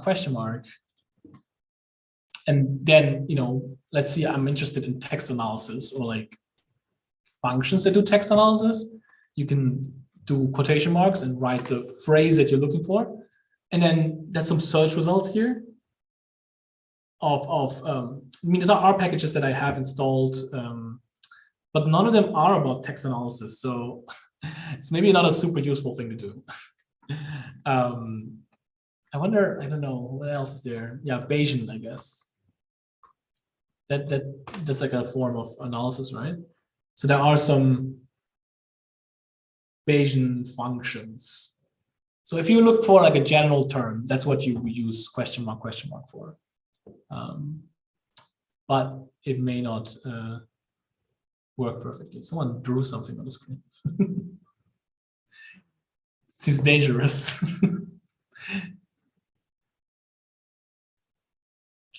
Okay, hope that answers the question now.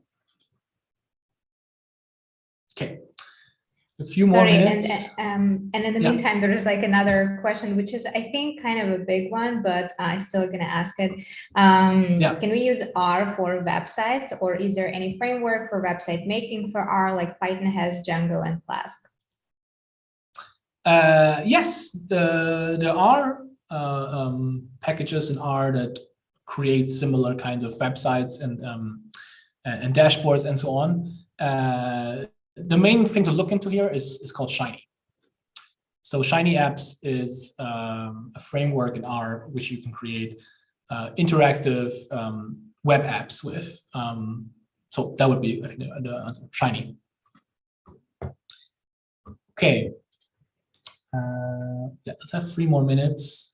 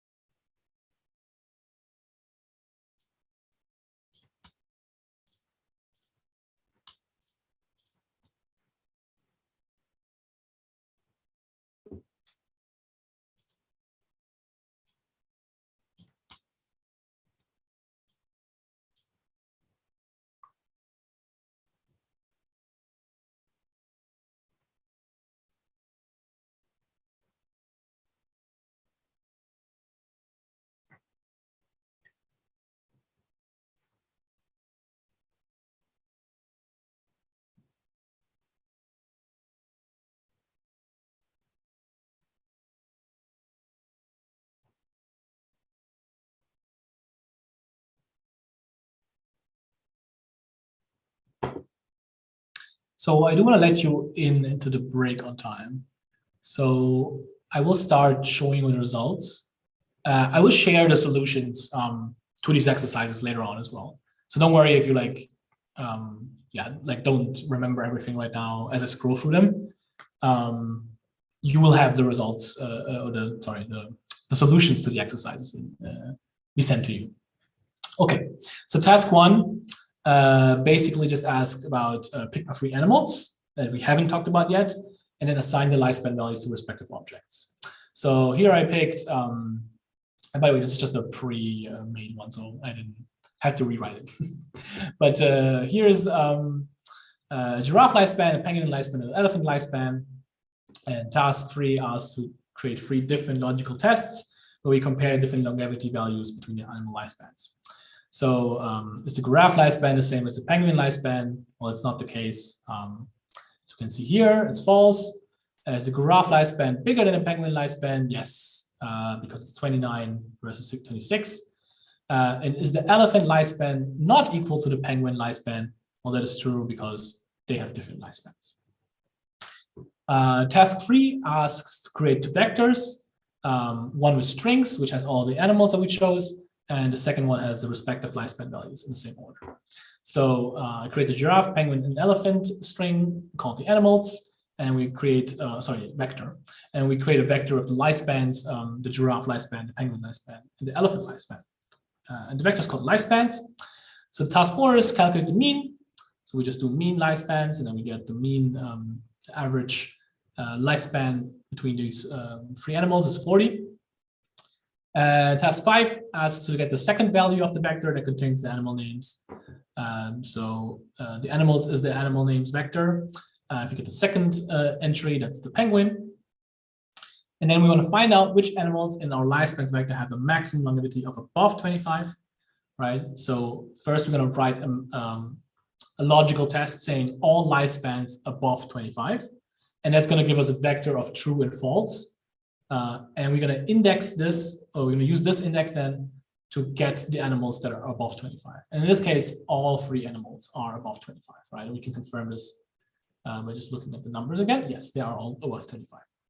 And you might have no result here as well, right? Because all of your animals you chose are underneath 25.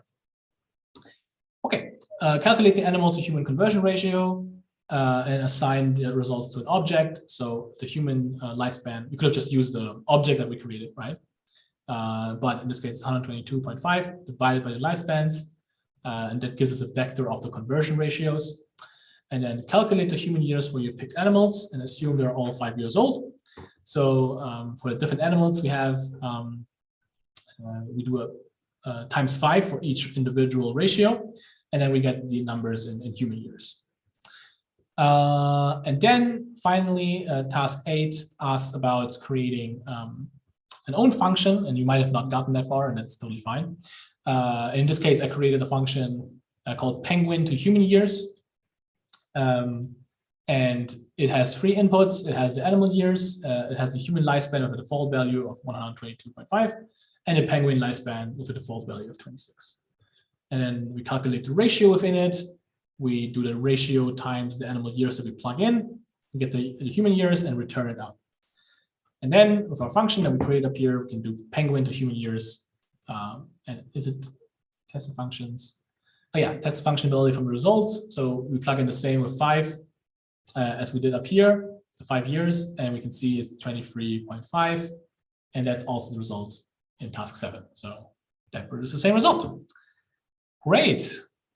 Yeah, so don't worry again if you didn't get that far. Also, don't worry about if you didn't write down all the solutions and so on. The solutions are going to be sent to you. Okay, it's 2 p.m. I want to leave you into the break on time. So we're going to meet again here at 2:15. Sorry, I'm saying 2:15 as if everyone is in the same time zone. In 15 minutes. Yes. All right, so have a nice break. 5:30 p.m. in India, yeah. Good evening then. Oh, sorry, so it's actually, yeah, I see. It's actually half an hour in front as well. It's interesting, yeah. Okay, have a nice break.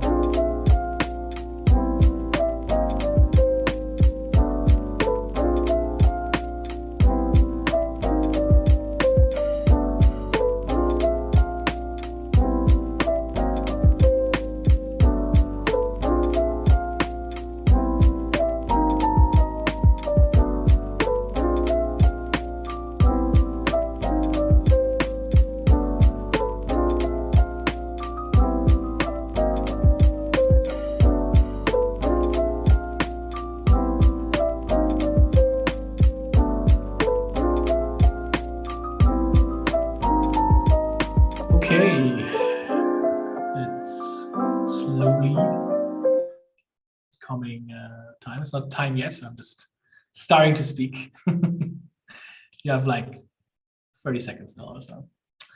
But what I'm going to do is I'm going to share with you another Mentimeter, and then you can vote on it as we wait for people to come in.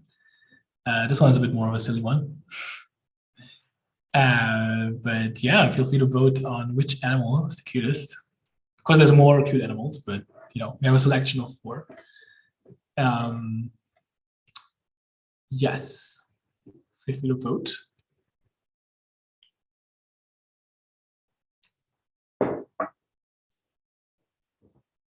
Yeah, so you go to menti.com and use the code above. Yeah, okay. We have an early lead in the doggo.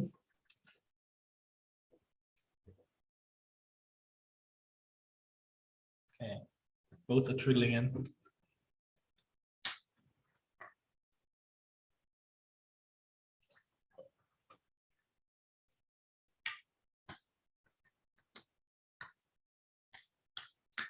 I hope no one is frantically opening up their VPN to mess up the vote in favor of their favorite animal.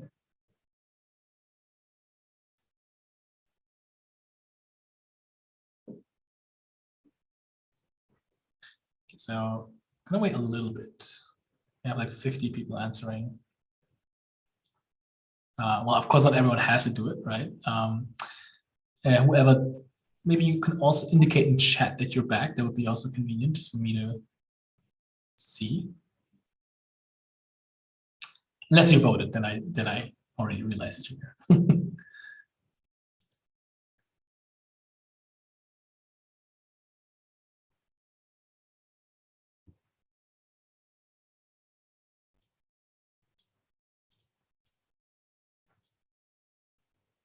You can hear me, right? I'm just like checking that everything's still working. Can I just get confirmation real quick that you hear me?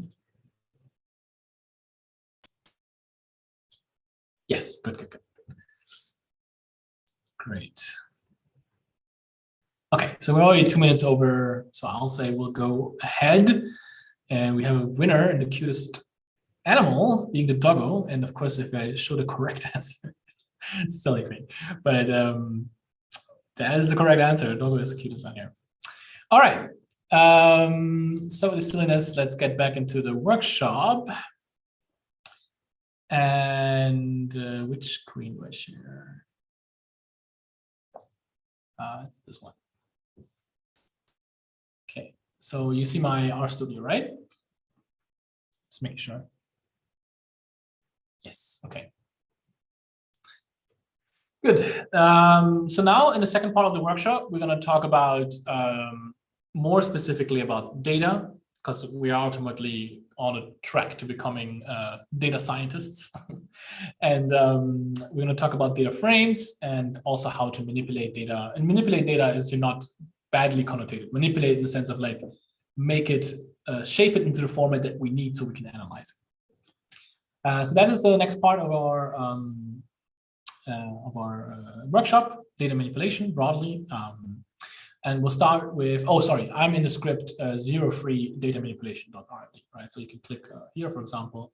Again, if you prefer visual or source, it's up to you, but I'm going to use the visual notebook.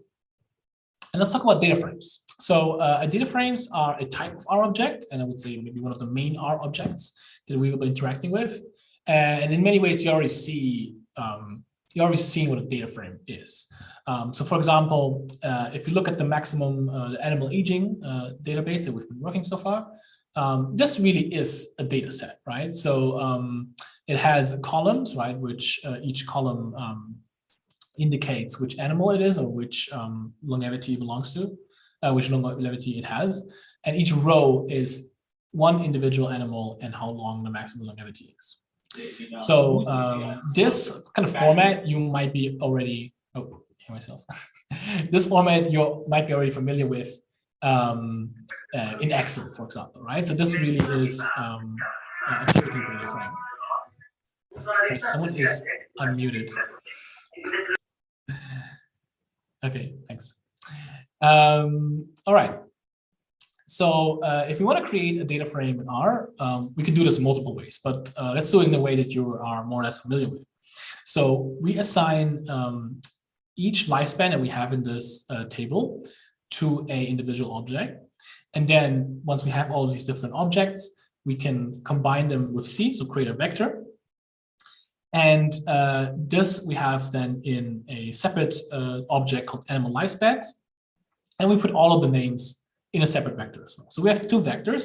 And you can notice already one thing. So a vector is nothing else than a list of items, right? So the first vector I created here is the animal lifespans one. So this is just a vector of numbers, right? If you go from top to bottom. And the second one I created here is animals. So that's just a vector of animals from top to bottom, right? And that's basically what a data frame is. It's just vectors aligned with each other, read from top to bottom. And we can create a data frame with a function data frame. And we just plug in the animals vector and the animal lifespans vector. And it creates this kind of data set that we see up here in R, right? So now this is our, well, it's not an R object yet because we haven't assigned it to an object, right? This is just executing the code, but it doesn't show up in our environment. Let me actually delete this. So I'm going to do the radical deletion of all the stuff in here because we don't need that right now. But I'm going to do this. So we have the same objects again. So now we have a data frame. And we can, of course, also assign this data frame, right? So let's assign this data frame to an object called animals data. And if we run this, then we can also, so first of all, we see that if you run this and output animals data, that we have this as an object. We can also see that in the global environment, now there's a new type of object called, or a new entry even, on data. And then it says animals data. It has 9 observations. Observations is each row. And 2 variables, so that is the 2 columns. And if you click on this little button here, we can also see what kind of variables it has. So it has animals, that's a character variable, and it has animal lifespans, that's a numeric variable, right? It actually also shows you this up here. So it shows this is a character, this is CHR, and double is just a type of numeric. In this case, I think it's also allowing for decimals, decimal numbers, because there are some decimals as well. Okay, now we can look at the dimensions of the data. So how many columns does the data have and how many rows does the data have? So a function to easily check, that's one thing you could do when you have a new data set. Like, okay, how many columns do I have? The encol function tells you that, right? So encol animals data says it's two columns. And the nrow function asks how many rows does the number of data have, the data have. So it has 9 rows. And a function that does both included is called dim. Then that stands for the dimensions of the data set. So if you run this, then first of all, it shows us the number of rows, and the second number it gives us is the number of columns. So it's 9 and 2. Okay, so this is some basic, very, very meta descriptions of our data set, right? Now, yes. Sorry, the quick question. Yeah. Can you explain the difference between matrix and data frame? It's a question from YouTube. Okay, yeah. So a matrix is basically a data frame without necessarily the column names, I think. So, for example, we can transform a data frame easily into a matrix by saying as matrix. Matrix, yeah, not sorry, my pronunciation is not easy, not that straightforward. I think, well, it does actually also have column names. So I think you could say a data frame is a type of matrix, but it's mainly, well, what we're going to work with in R for data manipulation is we want to have it in the form of a data frame. And we could potentially also work with that, but that's not the typical way how you would do it. But it's very similar, just not how we typically would interact with data sets in R, because we have the data frame object type that is more convenient for that. Is data array the same as matrix? I would say no, because arrays is not something that's typically, it's like language that's from Python basically, right? But if you want to compare it to you could compare it to a pandas data frame, right? That would be the easiest way to say it. Okay, So if you want to look at the variable names, right? Sorry, our, Fabian. Yes. Sorry. May I add? Maybe I'm wrong, but I think like matrix has to have the same data type, and data frame can have columns that that can be in different types. Yeah, that's very possible. No, that's very possible. I usually don't work with matrices, I suppose. So I'm not sure of that. But in this case, we do see that. So it has quotation marks, right? So it does look like it turns numeric also into a text or a character variable, right? So then maybe a better way to say it is a data frame is a more advanced kind of metrics that allows for different kinds of object types within it. Okay, well, thanks for the interruption. Yeah, thanks for the interruption.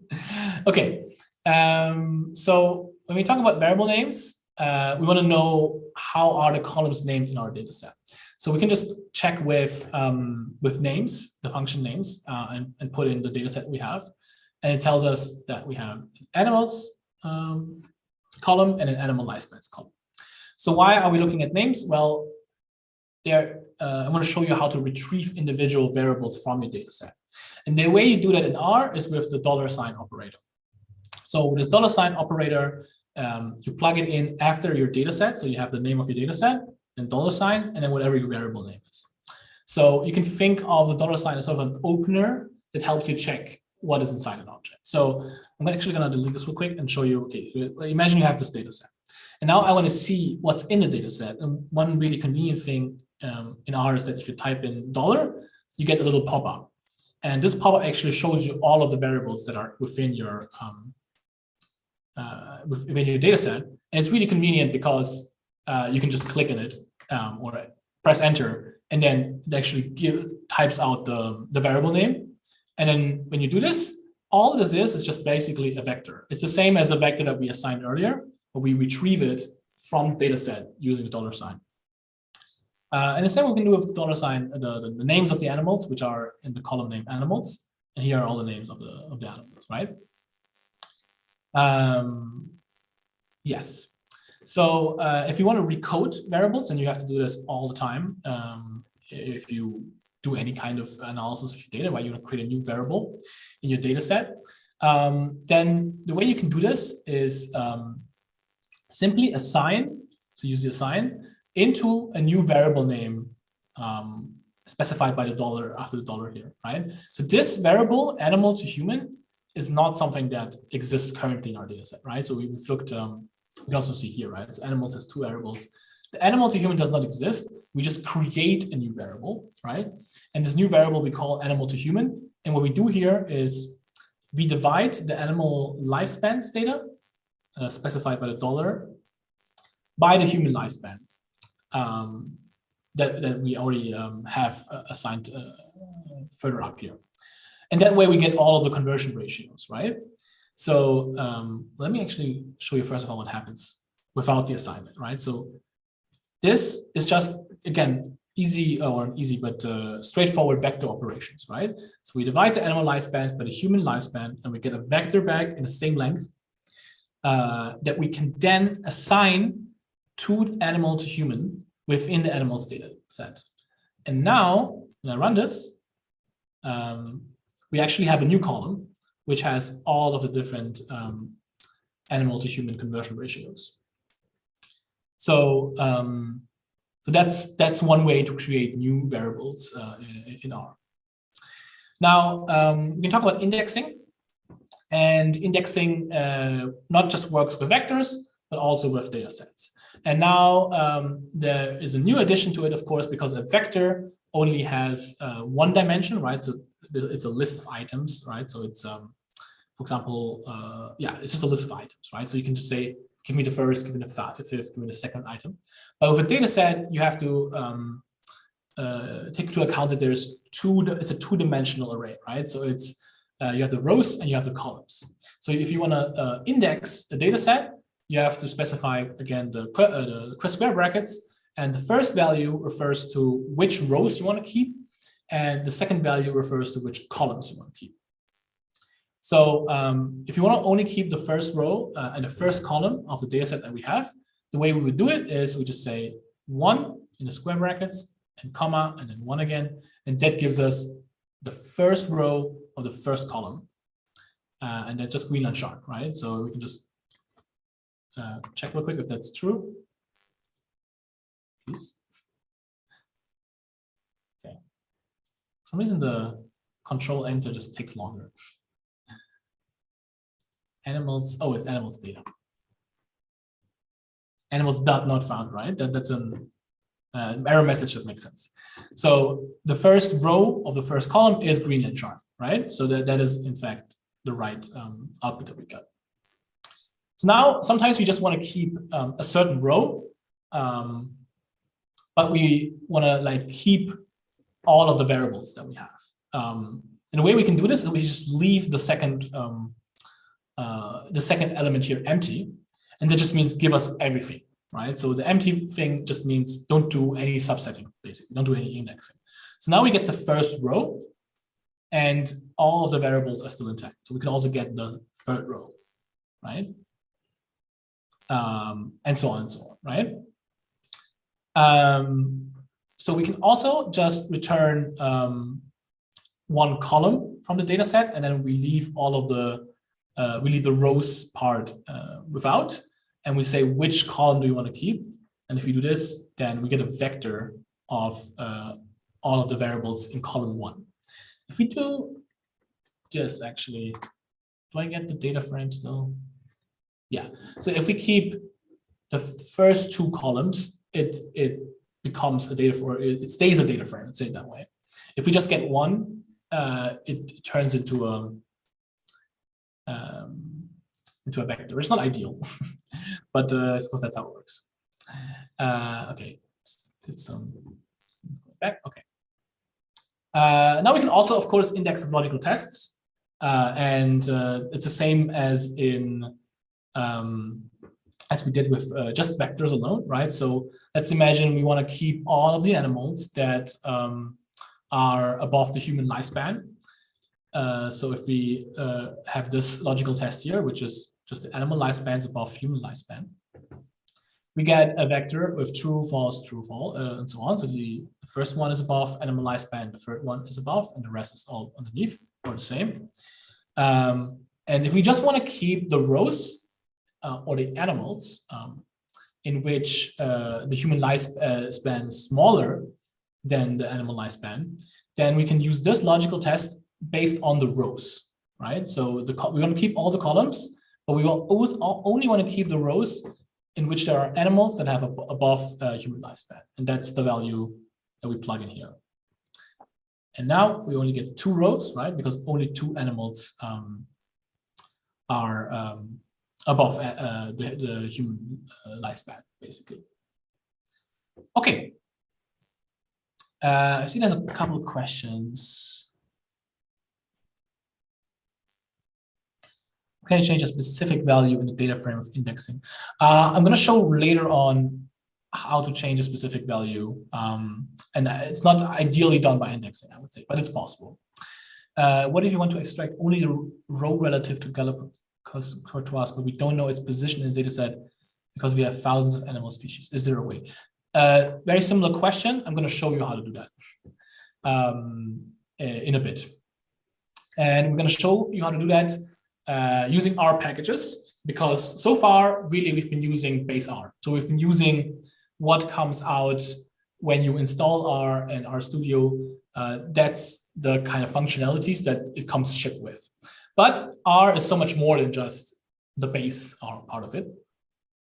Also, someone asks, what do we actually need indexing for? Well, if you need to look at a specific value, for example, well, in this case, right? So the lower part here, we want to look at all the animals that have higher animal lifespans than humans, right? So that's how you could index then your data frame, to just look at these particular animals, right? Imagine like you have a data set of legislators, and you want to look at all of the legislators that are above 65 years old or so, right? So that's how you could index your data set in this way. Okay. R packages. R packages are very useful, and it's basically free code that other people have written for you. And they are really at the heart of R because it's really meant to be used with these packages. So it's not like a fancy kind of update that you create and you don't typically use it. You very much typically use R packages along with your analysis, right? So they contain code that other people have written and basically functions, right? So we've written our own functions before, but R packages are just a collection of functions that other people have wrote. Up here, just like what this actually is like the easy stats library. I already showed this to you in the very beginning. I can very warmly recommend this to you if you do any kind of like statistical analysis to look into the easy stats library because it's very well documented and it has so many cool packages that help you with doing analysis basically. Okay, so to install a package in R, what you do is you use the function install packages. And then you specify in quotation marks which package you want to install. So in this case, we want to install the package janitor, and that's something I want to show to you. So if you've not run the install.r at the beginning, that's something you want to do right now. So you want to install the package janitor. If you already done this, then no worry about installing it again. You don't have to do that. And typically, you only need to install a package once, right? So you need to install it, and then you have it on your computer. Of course, sometimes there are updates to it, right? So you might want to run this again at some point in the future. But for now, you don't need to run it every day or so. So how you actually then load in, imagine like installing a package is like getting the package on your computer. Now it exists in your toolbox, and library is like kind of like getting the tool out of the box, right? So now you've bought a tool, in this case the janitor tool, and then library is putting it on your table so you can use it and all of the tools that come with it. So library is what we typically do to load in all of the functions from a package, and now we have all of the janitor functions in our environment. Okay. So now I want to briefly talk about the tidyverse. We will talk about the janitor package in a minute as well. But the tidyverse, describing itself, is an opinionated collection of R packages, which is designed for data science. So in all of these packages, they share an underlying philosophy. So they all have the same structure and the same kind of input data that you want to that it takes. So they're all kind of aligned with each other, so that it creates a very nice data science suite. And personally, there's some, it says opinionated, right? So you can do all of the stuff that I'm about to show you in this kind of base R framework that I started you out with. But in my opinion, and in the opinion of the tidyverse creators, the tidyverse is something that makes your life much, much easier in doing data analysis, right? And again, this is an opinionated kind of or it is an opinion, and some people prefer base R, but since I think coding should be as easy as possible to get the job done, that's what we're going to use here, right? All right, so the whole idea of the tidyverse is, yes. Sorry for interrupting before I move to tidyverse completely. There was a question on YouTube. What is the difference between R in parentheses and R eval F in parentheses? R eval F. I'm not sure what. Oh, hold on. Yeah, I'm sorry, just gonna put it in the chat here. Yeah. Oh yeah. So this is just this is a chunk option. Oh. This is a chunk option, and basically it tells here, for example, oh, this is an R chunk, right? It could also be a Python chunk. Then in this case, it would look like this. Then you can write Python in here, but we're not going to do this right now. And also, you have to have R installed. Sorry. Yes. And the eval equals false just says, don't run this code. If I run all, like I showed you earlier, you can do run and run all, right? You can run all of your code. It would not run this particular part. It would just say evaluate equals false, because I don't want it to run if I run the entire code section, basically. So that is what the eval equals false does. And by default, it's eval equals true. So we were using R base until now, and we'll switch to the tidyverse now. Exactly. That's what we're going to do. Okay, so first of all, a little excursus in what is even meant by tidy, right? You might think about tidyverse, that's a weird name, right? So it's called tidyverse because it's based on a core principle, and the core principle is tidy data. What is tidy data? Well, there's three important aspects of it. Every column is a variable. So if you look at this tidy data frame, we already saw a data frame like this, right? So every column is, for example, animal, maximum lifespan, animal human use ratio, right? And every row is a single observation. So every row refers to, for example, a dog, right? And all of its characteristics. And every cell is a single value, right? So there's not a mix between two values in each row. So that is the definition of a tidy data frame. And oftentimes it helps to think about, okay, well, this is a tidy data frame. How would an untidy data frame look like? Well, an untidy data frame would, for example, look like this. So in this case, we have not every row is a single observation, right? Because domestic dog appears twice. And in this case, it's this variable type. It says lifespan and ratio. So one row is basically one observation of the dog's lifespan, and then the other one is the observation of the dog's human to animal ratio, right? And so that would be what we typically consider a not tidy data frame, because we wanted to put it into this tidy format because a lot of functions require this kind of output, and it's also more easily readable, right? Another type of untidy data is this, which basically has two values in one column, right? So it has the lifespan and the ratio separated by a slash, and it has one observation per row, but not a value for each cell. So again, our verdict would be this is not tidy. So the idea behind this is that the tidy data sets, they're all alike, right? So every tidy data set has this governing structure, and every like messy data set, they can be messy in its own way, right? So they may have like a lot of different kind of problems and require lots of different, well, let's say problems, but they require lots of different functions that you apply to them. So the idea is to simplify them to this format where every column is a variable and every row is an observation. Okay.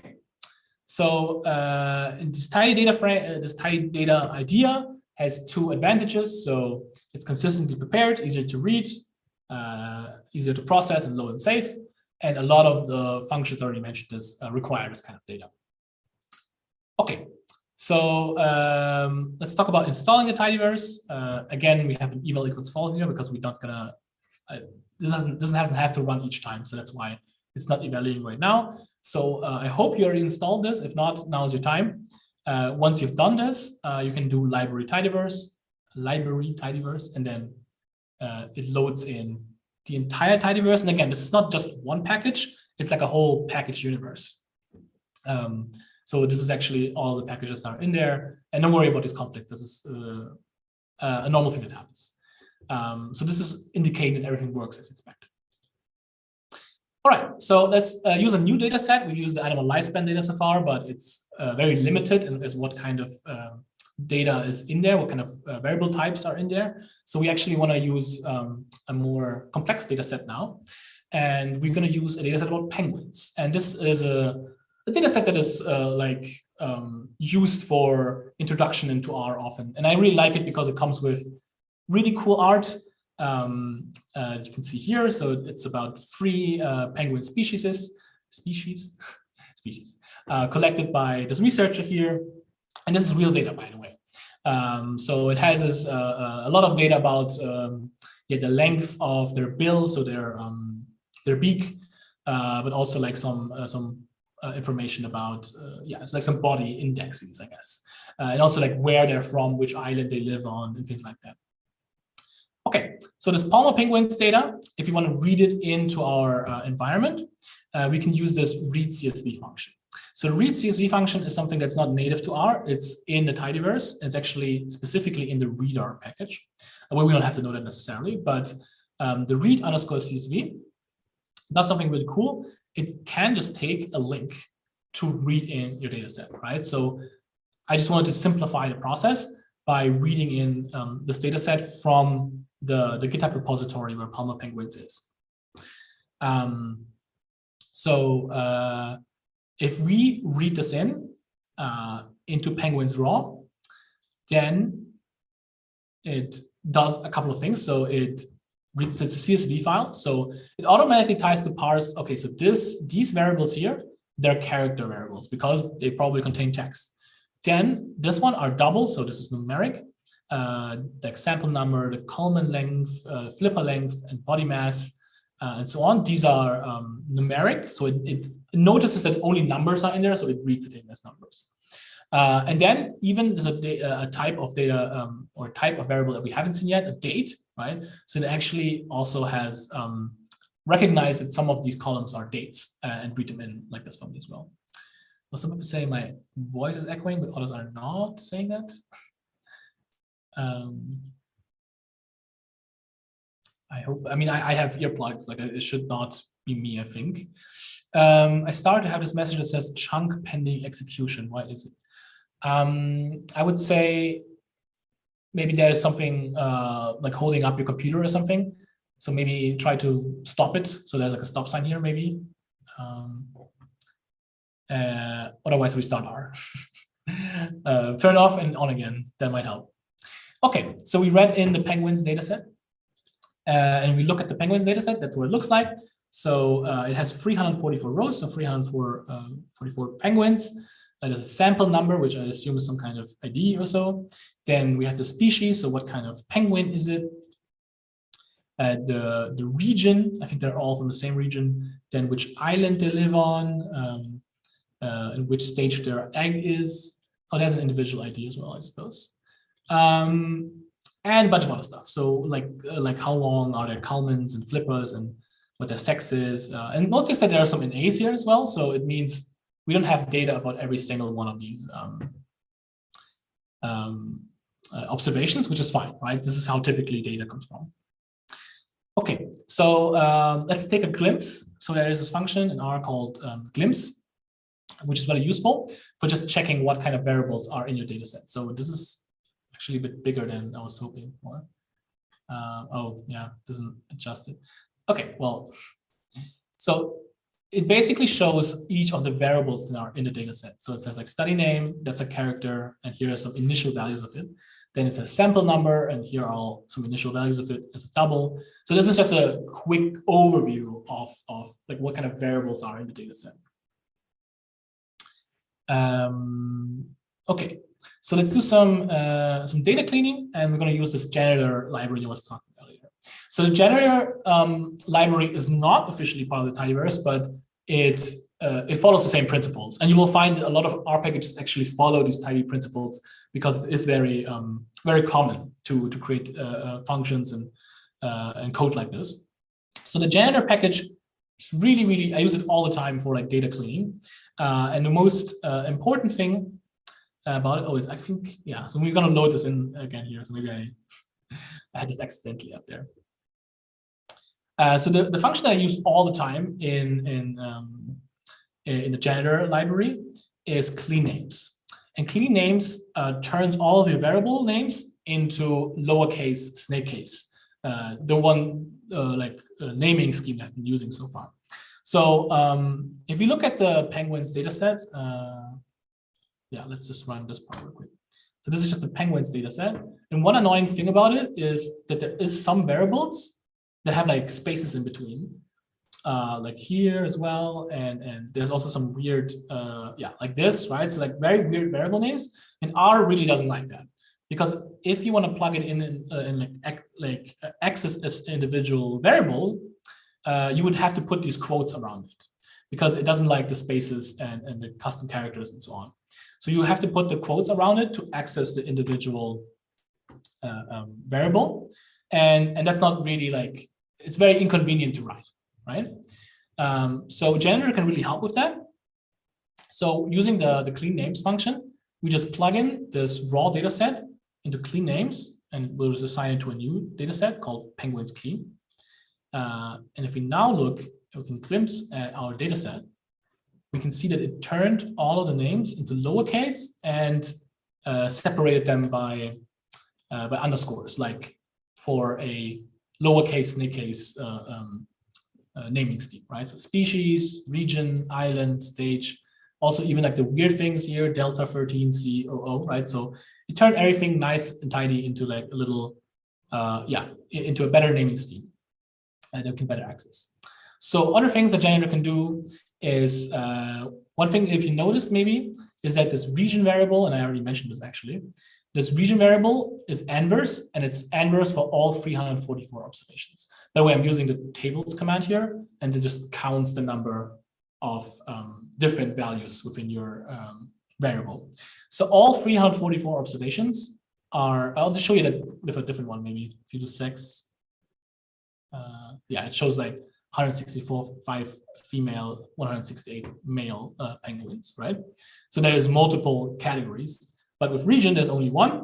And typically that has no information that we really don't care about, right? Because if the observation is the same for every single entry, that's not something we need in our data set. And you know, you might have like hundreds of these kind of constant variables in your data set, and you really don't need them because they plug, like they just make it harder to see what you actually care about. So you can use this remove constant function. You plug in the data set. We can say quiet equals false. By the way, I'm not sure if I mentioned this, but F is just an abbreviation for false. So F works the same as false. And for T, for true, it's the same when you just do T.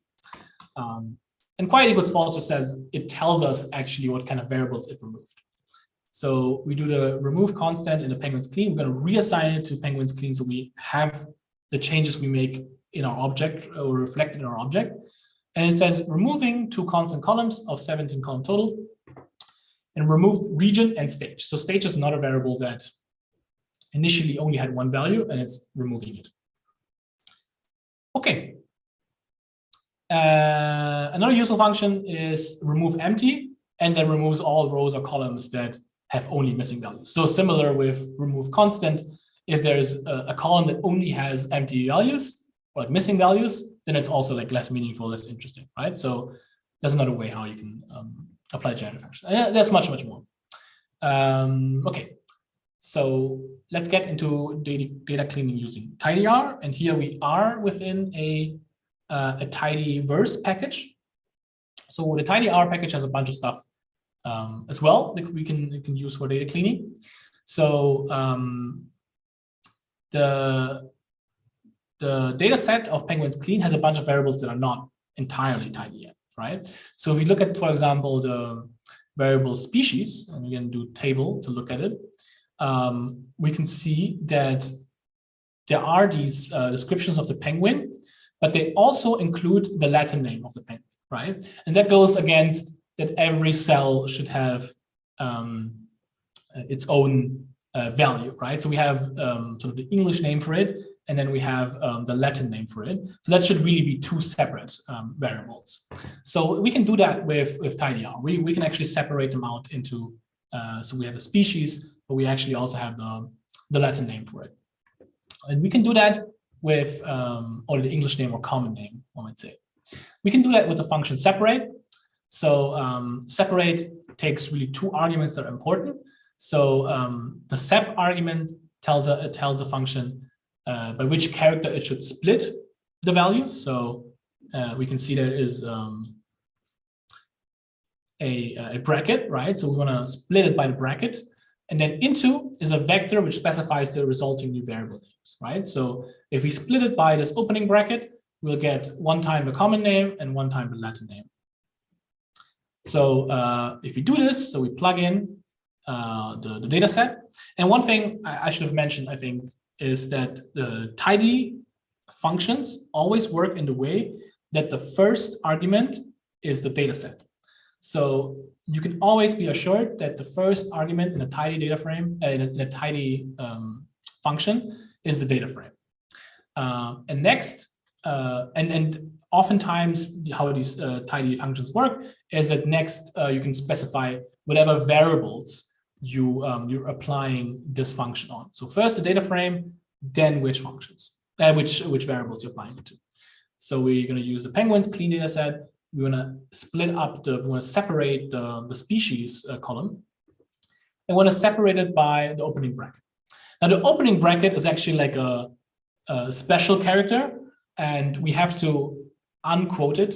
We do that with these like slashes. So not every character is like this, but the opening bracket in particular is a special character. So we have to do this particular part of it, and that way it actually recognizes the opening bracket as an opening bracket, as it should. And then we use the argument into, and we say we want to split it into species, so the one name it already has. And the second variable we're going to create, like split off after the opening bracket, is going to be Latin name. And then we're going to plug this, save this entire operation again as penguins clean. So we have it, the changes reflected in our data set, right? So just that you're not maybe confused by this, if I just do this, it would do the operation, right? So it would have species and Latin name separately now, but we have not saved our changes, right? Because it just executes the code, but it's not actually saving what we did with it. And one thing you could do is you don't have to like name it the same, right? You could say penguins clean 2, right? So then you save an object for every step you make. We're going to talk about like how you would actually do a pipeline in a bit as well. Now it deleted the opening bracket sign. Can we avoid this? Yes, I think there's an argument for that. So if you want to look for arguments of a function, I already told you can look at help. But what you can also do is just do comma, like pretend you're writing a new argument, and do tab, and then it shows you all of the options of arguments, right? I think I already told you this, but I think the remove one, it should actually also show a little help file, but it does not. But the remove one is set to true by default. But if you say remove equals false, then it should keep the opening bracket. But I think I overrode this data set, so it doesn't work this way right now. Just that I'm showing you I'm not lying about this. Where did I create the data set? Here, clean names. And then if I go back here and rerun this.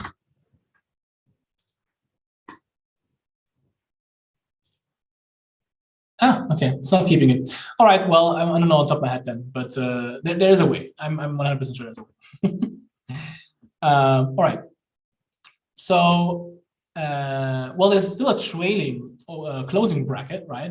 And we want to remove that bracket. If we would want to remove that bracket, there's this function called string remove. It's from the stringer package, really useful. We're going to go much into detail about this. But again, the closing bracket is also a special symbol. So we need to unquote it like this.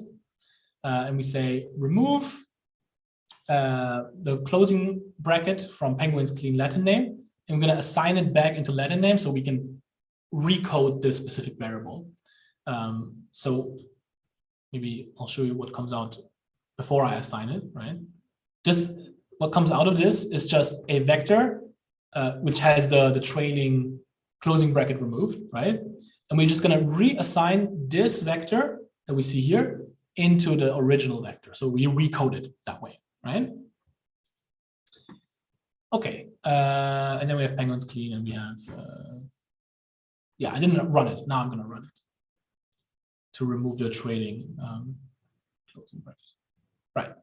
Okay. Time. Okay. So our data already came pretty much in a tidy format, right? So there was this little issue with the cell, but that's not too bad of an issue, right? We could still work around it. But what if we actually had data that is completely different from, like it actually has different kinds of rows, not one observation per row and so on. So I created a data set is actually untidy.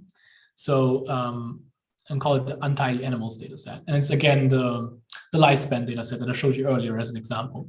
So here again, we have the dog occurring twice and not in a single row as we would hope for. And lifespan and ratio should ideally be variable names. And these should be the values of the variable names. If you have errors like could not find function or could not find object, it means if you have could not find function, it means you need to load library janitor. So yeah, just library janitor, and if it says could not find the package, it means you need to install it first. Okay. All right, so you may recognize this data, right? So we already had this before. If we use pivot wider, which is a function from tidyr, we can make this data frame quite easily into a tidy data frame. And it's called pivot wider because it's turning the data set into a wider format, right? So right now it's pretty long because it has multiple, the same animal appears more often, right? So it's longer than it should be, and pivot wider basically makes it wider. So that's why it's called that way. So pivot wider, again, tidy functions use the data frame first. Then there's two arguments that are useful. So one is the names from. This tells the function where the new column name should come from. And if you look at the data set again, the column names are in the type variable, right? So here are the individual column names that you want to extract the names from. And then a second argument that are irrelevant for us now here is the values from. And this tells the function where the values of our columns should come from. And ideally or conveniently, it's in this value column, right? So 24 is the lifespan of domestic dog, and so on, right? So it's combined like this. So I can just say the names come from the type and the values come from the value. And then we assign this data set that I'm creating here into tidy animals. I'm going to run tidy animals to see what it looks like. And voila, it's actually only 5 rows. So it's twice or like half of it, right? Because there were only 5 animals, and then now we have a tidy data frame.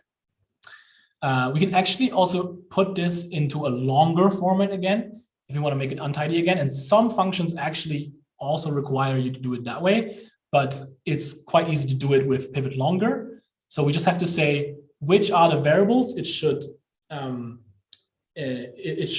write underneath each other, basically. So in this case, it's the lifespan and the ratio. And then we plug in the tidy animals and we make it untidy again. And that's pretty much the same data frame as we had in the beginning. Okay, let's talk about data manipulation using dplyr. So tidyr is a lot about how to put the data into shape. And dplyr is more about maybe like creating new variables and selecting individual variables, filtering down your variable. It's a bit more deeper than just the overall shape of your data set. And dplyr is super useful. It's kind of like the main workhorse of the tidyverse. You can imagine it that way. So one function from dplyr is select, and it does exactly what it means. So that's another upside actually of using the tidyverse, which I haven't mentioned yet. A lot of the functions are named exactly in the way of what they do, right? So there's no surprises here. The select function selects variables. We're gonna have later on the filter variable, even like the things we had before, like pivot wider, pivot longer. What else was there, right? Like this is a string remove, right? Like a lot of these like function names are made so that they are expressive and can be read and understood and explain themselves on what they do. So select does basically this operation here. So imagine you have like a data frame like this, right? Here are the column names, and you only want to keep 3 variables, and then you're going to squish your data set horizontally, basically. So with select, there's different ways you can select variables or remove variables, but always what comes first is your data set, right? Remember, the data is always the first argument. So we have the Penguins clean data set, and we only want to keep the individual ID, the sex, and the species of the animal. And if we run this, then we only keep those 3 variables. It's also indicated by here 344 and times 3. This means that's the number of columns, right? But we cannot just select variables. We can actually also remove variables. And the way we can remove variables is by specifying a minus in front of the variable, right? So let's say we want to remove individual ID, sex, and species. We put a minus in front of each of these variable names, and then run this, and then trust me, they're not there anymore, right? So it's hard to look for something that's not there, but it's not there anymore. We can actually, if we do like names around this, to see the column names, that might be an easy way to check whether they're still here. But we see that there is no sex or species or individual name ID. Okay, and then there's a bunch of like really cool selection helpers. I'm just going to quickly show you some of them because they're going to make your life much easier if you have a very big data set, right? So let's say you have the European Social Survey, which is run in dozens of European countries, and it has like, I don't know, like multiple hundreds of questions, right? But you want to only select a specific kind of variables in your ultimate data set. So one way you do it is, well, you plug in your data frame first and you say, well, in select, right? So select data frame and then starts with, for example, gives you all the variables that start with S. So in this case, it's study name, sample number, species, stage, right? And you can also just say, let's start with ST, right? In this case, it would be study name and stage, right? And then there's a bunch of other things like ends with, right? Like what are the text that should end with? Then contains is really useful. So just contains a particular string, right? So I'm not sure if I have a good example here. Sample number region. Well, let's just say it contains millimeter. Because we want to extract only the ones that specify the body length and the beak length and so on. So we only get the variables that have millimeter in there. Oh, and I guess comments, because it also has right? We could fix this by saying only extract the ones by underscore right? In the case we only wanted to keep them. And you can even combine stuff, right? So now we only have the lengths, but we might also want to keep the species still, right? So we can say select the species and also everything that contains right? And so it combines both of them, right? So you don't have to just do one of them. And you can mix all of these different kinds of helpers, basically. And now let's go back to starts with S. Yeah. And there's more ways to select. Yeah, let's not go over all of them, but this is just basically, you can select by index. So the first column and 2 to 5 columns. So one, I realized I didn't show this. If you do the column, it just gives you a sequence of 1 to 5, for example, or a sequence from 1 to 10, right? And if you do this here, it just says select the first 5 columns. So give me columns 1 to 5, and that's what it does. It's just only 5 columns then. And we can also do the same with variable names. So we can say select all the columns from individual ID to flipper length. And then we subset the data set like this as well. How could we select all variables from Penguin's Clean that do not start with S? Good question. I wonder if it has like a, I don't know on top of my head, to be honest. There would be an option. Maybe it's this. No, good question. It's something I have to look up. But that's very interesting. Yeah, I don't know on top of my head, but I know it's possible. Filter. So whereas select squishes in the horizontal, filter squishes in the vertical. So if you want to filter rows, if you want to keep specific observations of some kind, right?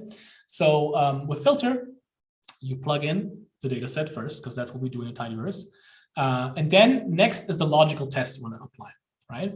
And here again, notice that because we specified the data set already here, we don't have to say from which data set the variable comes. It already knows that island belongs to the Penguin's Clean. And here we just want to keep all the penguins from the island dream, from the dream island, you might say. And then we see we only have 124 rows compared to the 300 plus that we had before. And if we see island here, it's all dream, right? So if we click through all of the different observations, it should all be dream. And that's exactly what it did and what we all hope for. And here, the in operator that I showed you earlier, you might have thought, like, why did he show this in operator? I can do it with the bars, right? Well, here it's where it becomes really convenient as well, right? So let's say we only want to keep penguins from the islands Dream and Bisco. I'm not saying this right, probably. And if we do the filter, plug in the data set, and then have the logical test here, we say only keep the islands that are in this islands to keep vector. So Dream and Bisco. And if we go to the, by the way, this is a good practice in general. Like once you've done these kind of operations, look at your data set and see whether it actually did the thing that you wanted to do. And sometimes, you know, like over time you get more experience and you're pretty sure it does the thing that you wanted to do. But I always check. Like I always look like, okay, so is it only now Dream and Bisco? It seems like it. It's only Dream and Bisco. Exactly. So that was filter for us. A next function I want to talk about is mutate. So mutate basically adds new variables. So that's, I think that's not the best name that could have come up with creating a new variable, right? It's mutate. You're mutating something out of your old variables, right? So that's sort of the idea behind it, I think. But the way it works is you have a variable name. So that's the variable name that's new. How we want to name the new variable, and then you do some calculation based on your data set, based on some variables that are already in your data set. And please, yeah, don't draw on the screen. Sure, maybe that can be turned off or something. Yeah. So with mutate, we plug in again the data frame first, and then we do a calculation. We want to, in this case, have the body mass, which is in grams right now. We want to have it in kilograms. So we have the calculation here, body mass in grams divided by 1,000. That'll give us kilograms, right? And yeah, let's just run this. And then because it's at the very end, I knew I did this. So like it adds the new variable body mass kilogram to the very end of the variable. So you have to like click through all of the different things here. And then in the end, you can see body mass kilogram. And because we don't want to click all the way through it, we can just use the select, plug in the new data frame, and then select these new variable, like the old variable and the new variable that we created, just that we can easily look at it, right? So we don't have to scroll all the way to the right to see what we did. I like to do the select in between to just see, oh, is it actually now in kilograms? And it is that, yeah. Okay, so now let's get to recoding with if else. So recoding is something that we want to do all the time. And actually, that's something that someone asked earlier as well. If you want to change an individual value within our data frame, how would we do that with indexing? You can do that with indexing, but I want to show you the easier way. And that easier way would be with if else. So if else works the following way. So you have the function if else. The first argument is a logical test. So you have some kind of test, you know, let's say you only want to apply this operation to penguins from the island of Dream or something. And then you should specify in the second argument what should happen to the observations if this test is true. So only to these specific penguins on that island. And then in the third argument, you want to specify what should happen if it's false for all other penguins that are not from the island of Dream. So just to illustrate this on a basic, very basic example. So let's say you have a logical test, which is 1 = 1, right? It's a logical test whether this is true. And of course, this is true. And if this is true, pick me if test is true. That's what it should give back. And if it's false, it should say pick me if test is false. So it doesn't take a genius that if this value is true, it should give you the true value back. And exactly that's what's happening, right? So it evaluates the true. The second argument is what should happen if it's true.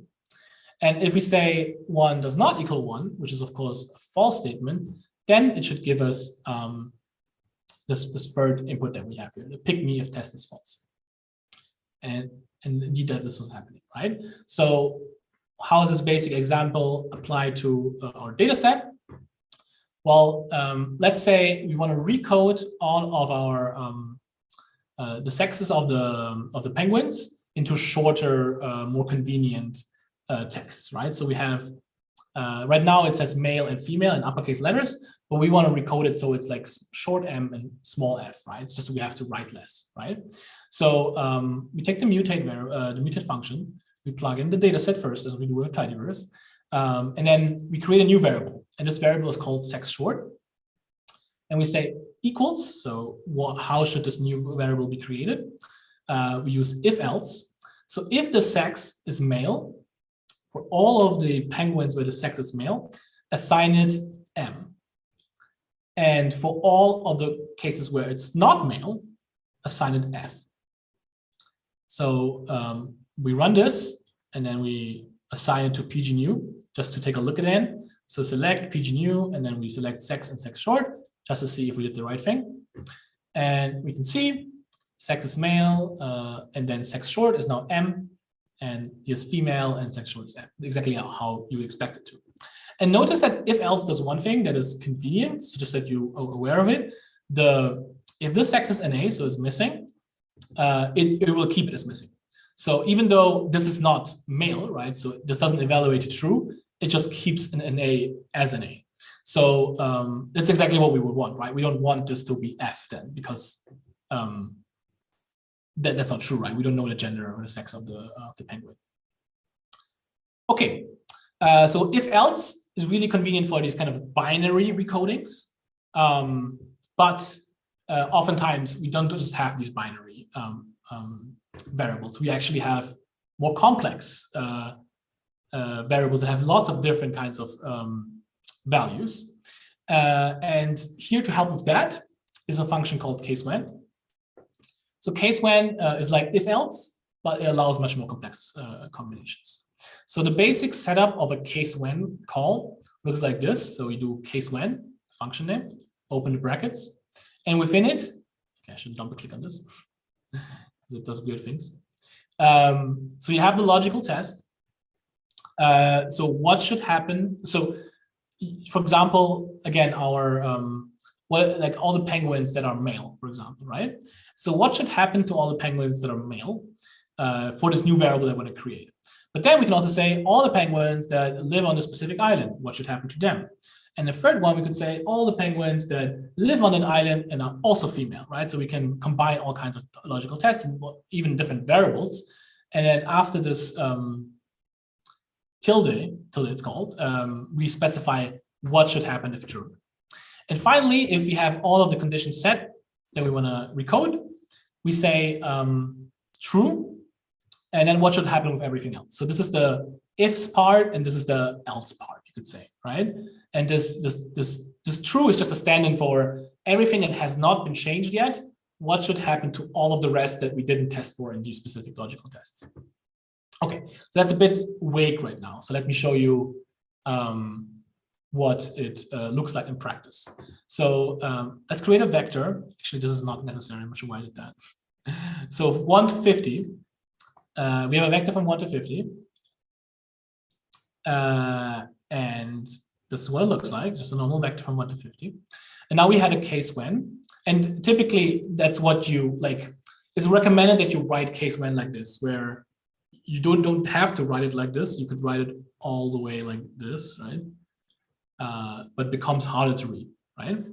So it's recommended that you open the brackets, do an enter, have a little indentation here. And R does work without indentations, right? So everything works unlike Python, where indentation is very important.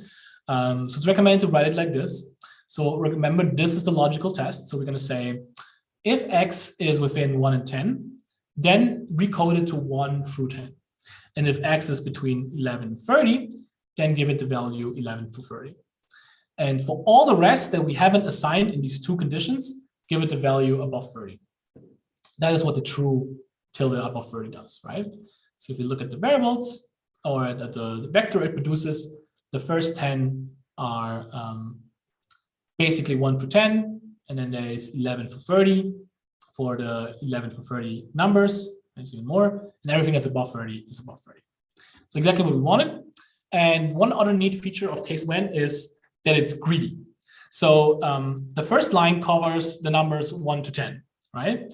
And the next one, 11 to 30, so there is no overlap. But if I say cover the numbers from 5 to 30, right? So now we have a problem because this, this condition here coincides with this issue, with this logical test here, right? So what does it do?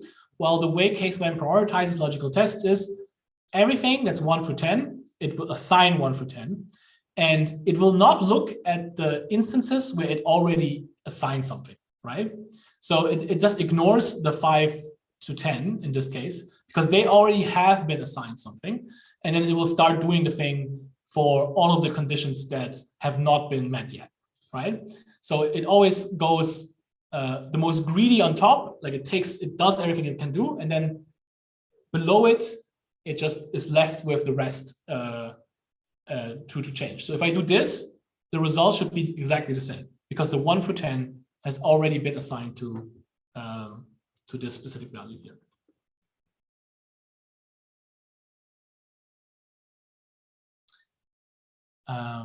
Okay. So I'm gonna answer your question later, Mary. Okay, I just want to have to. Yeah, it's a bit short in time, but I'll answer the question. Okay, let's use case when now when we actually want to recreate a variable in our data set, right? So we just worked with vectors before. Now we want to actually work with it within our data set. So we'll just use mutate to create a new variable. And in this case, we want to create short island. So we want to say it's a shorter label for island, so we don't have to write out the island name every time. So the way we do it with case when is we plug in the data set. Then we give it a new name. So this is the new name. And this new name comes first, and then we say case when. And again, we're going to open the bracket and do enter, just that it's more easily readable, right? And we say island equals Torgerson, then assign it the T. And then we say island equals biscuit and assign it the B. And if it's dream, island equals dream, then assign it the D. And notice that I don't have a true here because this this island variable here only has 3 values, right? So there's no need to say and all else do this, but we could do all else for this, right? We could also do true and say everything else is missing, basically. We assign it to test just to look at the variables again. We see island short, and then we see that T is for Torgerson, and D is for dream, and B is for biscuit. So work as intended. Did I want to show you? Yeah. So you can also do like crazy stuff with it as well, right? So you could say, well, this is pretty straightforward, but you could also say, what if the sex, it should be island equals Torgerson, and the sex is male, then it would be T male or something, right? Or Torg male, I don't know. And if it's just Torgerson, and in this case, it would only be female left, right? Then call it Torg, right? And so then you have a combination of different variables that you're going to assign a specific kind of value to, right? So this is, all of these should be females, I think, and then should be a Torg male somewhere. Maybe I did something wrong. Oh, sorry, it's male uppercase, yeah. Right, so it didn't find any instances of sex equals M, because that's in the sex short variable, right? But now if I do this, yeah. So every time it's a male as well, it's Torg male, and otherwise it's Torg. So you can combine lots of different logical tests within this case when, and that's where it becomes really powerful, I would say as well. Okay, so there's going to be a few more So rename, for example, does exactly what you think it would do. You can rename a variable so that it has a new name. So sample number, we want to rename it to sample. And again, you just use the rename function, plug in the data set first, and you rename the variable. And you can see it that well here, but it will say sample and not sample number. Yeah, just trust me on that. And then arrange is quite useful. So let's say we want to see the penguins with the smallest flipper length. Arrange will sort the values in the data frame so that the lowest values come first. So data frame first, then which variable we want to apply it to. And then this is an order of who has the smallest flipper length. If you go to flipper length, yeah, the smallest is 172, and then it just gets bigger from there, right? And we can also use this desc function for descendant to get the ones with the biggest flipper length, right? So we just put the descendant around the flipper length, and then we can see it's the other way around. For it, yeah. So the biggest one is the 231, and it goes down. Okay, and then two more, I think. I want to show you group by and summarize. So that is something that can be very tricky in other programming languages, and also in base R. So if you don't use any, if you just don't use any packages to do an operation by group, right? So a typical use case would be, I want to know the average between women and men or something like that, or the average between different countries or something like that. So you want to do some calculation by group. And I think it's a bit tricky. Well, it's obviously my just in my estimation, right? But in other programming languages and in base R, I feel like there's no very straightforward and easy way to do it. And this group by and summarize combination can be very powerful to just do exactly that. So let's say we want to calculate the average Kalman length for each sex in our penguin data set. So what we would do first is we do group by, again, the data set is the first argument, and we want to group it by sex. So we're going to calculate the Kalman length by sex. So that gives us a data set called group, we call it group by sex. And this is really the same data set as this one. The only thing that is different, it says groups sex free. So there's 3 different sexes in here. One of them is NA, basically, right? So all this group by does for now is just tells it what are the groups that we're going to perform the future operations on. It's kind of like a marker for the data set. So nothing has really changed yet, except for we have marked which groups there are on which we want to do the operations on. And then we can use the function summarize to actually do the operation. And notice how there's like summarize of S ones and summarize of Z. Both are the same. It's just a nod towards whether you write British English or American English, both will work basically. So we use a summarize. We're going to use the data set first. In this case, it's the group data set. Otherwise, this won't have the expected effect. And it works similar to mutate, where we're going to create a new variable. In this case, we're going to call the variable average Kalman length because it's the average Kalman length. And we calculate the mean by the Kalman length. So the mean of the Kalman length. And notice here, it also says NA.remove equals true. That is because in this Kalman length variable, you see this? There is NAs. And by default, the mean doesn't take care of NAs. So the mean function needs to set NA.remove equals true to actually calculate the means. So that's just that you're aware of what this part does.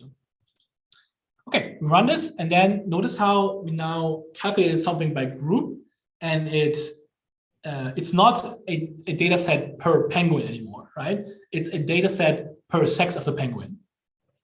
And that's how it squishes the data set by group and calculates the number by group, the intended number by group. And now we have the average Kalman length by sex. And we can see that the average Kalman length is a bit longer for males compared to females. And the NA is so when we don't know what the sex of the penguin is 41. So it's close to the female. So maybe that's an indication, right? I don't know. But a lot of the NAs might be females, right? just a guess here, I suppose. Okay, let's not do the mutate thing right now because that's okay. So let's talk about ungrouping. So once you've grouped the data, we need to also ungroup the data again, because if we do any future operations on the data, it can be something unintended happens, right? Because it actually calculates whatever you're doing by group, whereas now maybe you don't want to do anything by group anymore. So once you've done with any group operation, you should do ungroup. So plug in your data set again, do ungroup around it, and then it's going to look the same as before, without the markers on top, basically. So it just says a typical again. Yeah, and here's another nice graph showing that ungroup should not be forgotten when you do group by. Okay. Now this count function here is a function that I use all the time. And it's similar to table as we saw before. But what this does is just it's counting the number of observations within each categorical variable, for example, right? So let's say we want to know how many different species there are, how often they occur. We can just plug in the data set first, then we count the species and say sort equals true. So it just gives us the first, it gives us the most commonly occurring species first. And then we get back a data set with each species and how often they occur in the data set, right? And the convenient thing about it is you can do it with one variable, but you can also do it easily with more variables, right? We can say we count the penguins data set by species and by sex. So now we get the most commonly occurring penguin is an adult penguin, a female adult penguin. Actually, it's the same number between females and males. And so we can count that way, right? We can also even go further and say island, right? So now we can count the number of penguins by each sex by each island, right? And then we always get a data frame back in a convenient format with sort equals true. We get the topmost occurring penguin on top of penguin category. Okay, let's bring it all together with the pipe. So right now I've shown you how to use tidyverse style code without the actual main feature of how we best use the tidyverse style code. And that is the pipe. And the pipe looks like this. So it's a percentage mark, lesser than, and percentage mark. And the way to illustrate sort of like what it does for us, I'm going to show you with like a potential data pipeline, a data cleaning pipeline that we might want to do, right? So let's say we have the penguins clean data set, but we only need the ID of the penguin, on which island they're from, and how much they weigh, right? So like we select this variable and we assign it to a new variable or new object called PG. But then we're only interested in the penguins that live on the island 3. So again, we're going to filter and we're going to assign it to PG. Then we actually want the body mass, not in grams, but in kilograms. So we're going to use mutate to calculate the kilogram body mass. But then we're actually not happy with individual ID being called individual ID. You want to just call it simply ID. And then we're going to use rename. And again, we're going to assign it to PG. So this works. And a lot of our code is written this way. But notice that it is quite repetitive, right? So like you have to always keep reassigning and always create like a new object. And if you do it this way, where you always assign it to the same object, one problem that can occur is you might have done this operation, and then you skip this operation, and then you do this. And then later on, as you do other code, you wonder like, oh, why don't I have a body mass kilogram, right? That's why is it not there, right? And then you go back and then you don't realize what actually happened back there, right? So it can be really problematic to keep overriding the same object because you don't necessarily know what things have been applied on that object. And again, it's also repetitive, but it also has that downside potentially. So another thing you could do is just do all of the things in one function call, right? So this is a bit messy. And it's intended to be that way. So it actually starts with select, right? So at the very inner part, we select these 3 variables. Then one step out, we have the filter, right? So on this data set that comes out of the select, we filter. And then all of this part, we do a mutate. and then out of this part, we're going to rename, right? So it's like from inner to outer, how we would read it. But that's really tough to read, really tough to understand. And another problem with this is when you have an error anywhere in this code, who's going to tell you like what the issue is with that, right? It's very hard to debug, right? So now I showed you all the issues with writing code like this. And I think to solve this is using the piping style, right? So using the pipe that I showed you earlier. So the pipe, this percentage mark lesser than percentage, can be read as and then. So the idea is behind it is that you use the data first and you only write it once. The data first is our data set, for example, penguins clean. Then we say, and then select these variables, and then filter island equals dream, and then mutate this new variable called body mass, calculated like this, and then rename so that individual ID is called ID, right? So the big idea behind using pipes is that you can read the code from left to right and from top to bottom, and that each operation that you're like doing on the data is in its own line. So a very convenient thing about this is, so let's imagine I have an error somewhere here. So I forgot the closing bracket for dream, right? So I'm gonna run this code and it should run. Should throw an error actually. Okay, so it says something like error, unexpected symbol, something, right? So I don't know what's wrong here. So one thing I can do is I can start adding hashtags in front of the pipes.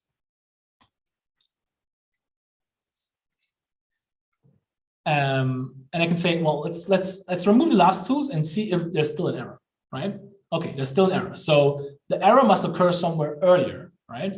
So let's also remove this, and let's also remove the pipe here. And now we look at the code and it runs. So we now know the error must be between here and here. The error is here. And if you look closer at it again, oh, there is a missing closing bracket, right? So that's the idea behind it, that you are able to debug your code and like read your code and debug your code, see what you're doing.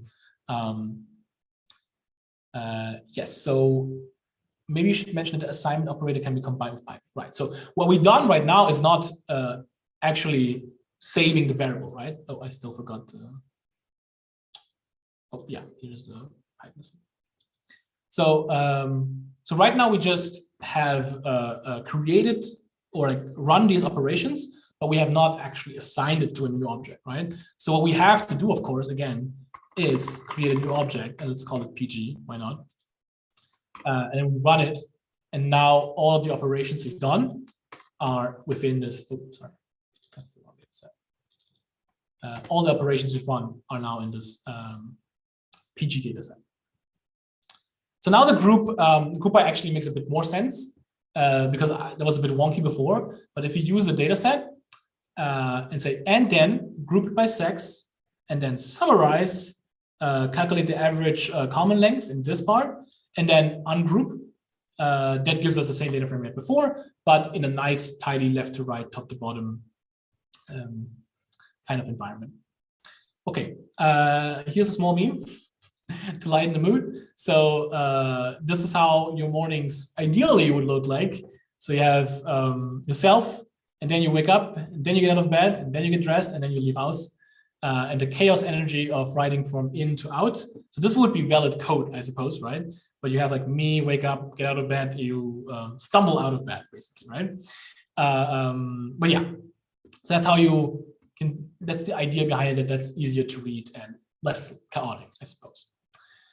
A small note on the pipe, I think that's something maybe that is relevant for if you see code out there in the wild. So since a somewhat newer version of R, there is a base R pipe. And this base R pipe works similar. It looks like this. So it's like a, oh, did I delete it? No. It's like a bar and a lesser than sign. So that's the native pipe. It has many similarities with this deployer pipe from tidyverse, but there are also some differences. And I think the differences are not like are big enough that I would still recommend using this. But just note that if you see this sign, it does in most cases the same, but in some cases it doesn't. So So I would recommend still using that for now. But of course, opinions differ. Okay, so that was a lot on data manipulation. I want to give you a bit of time now. And do some of the exercises yourself now that I prepared in this 04 exercises 2. And it's going to be all about data frames and reading in, say the Penguin data set. And all of the things that are asked of you here have been things that are within the 03 data manipulation script.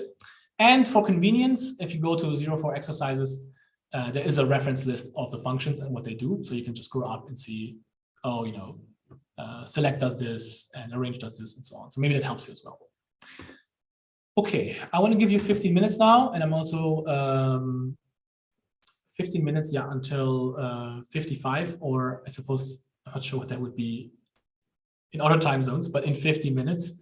And then we're going to discuss some results and do some Q&A, and and of course ask me questions as you're trying to figure out. So 04 exercises 2. Go ahead and good luck. Okay, let me see if I can answer some questions.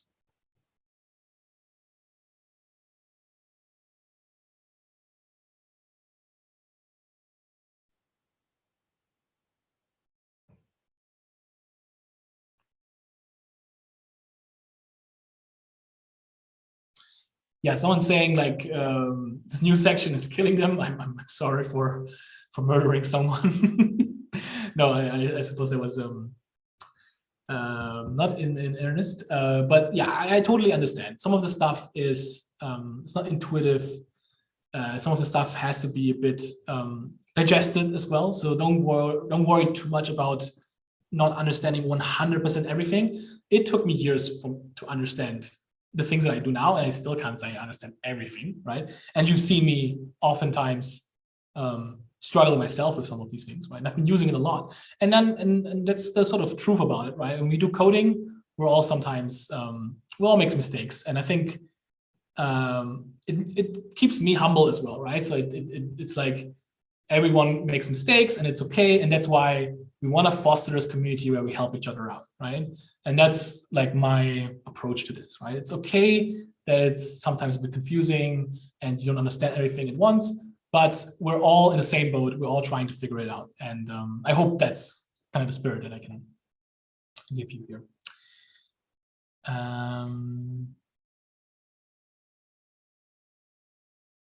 Anything else?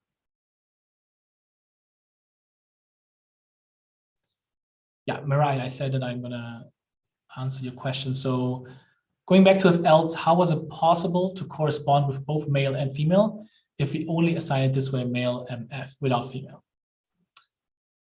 Well, we basically said every time the penguin sex is equals male, assign it to male, and everything else, right? And that includes females, should be F, right? So that's how we don't have to reference female, because it's one or the other. And in this case, it's binary, right?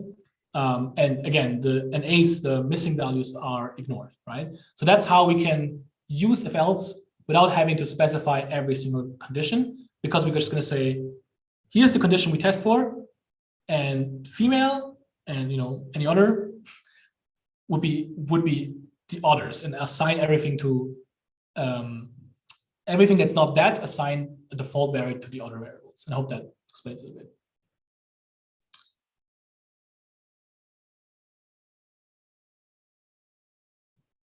Great, you got it. Awesome.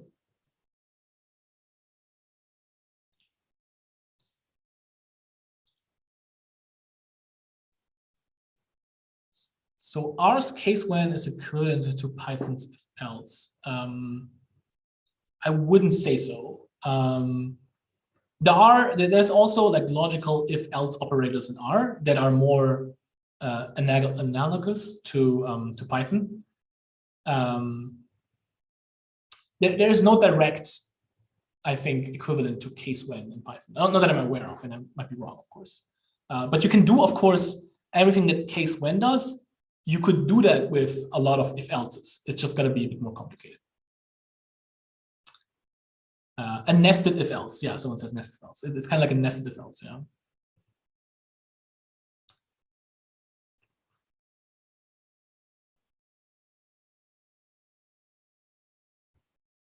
Okay, I think the other ones are good. Well responded, I guess. Okay, someone raises their hands, I think. So maybe you can unmute yourself. Yeah.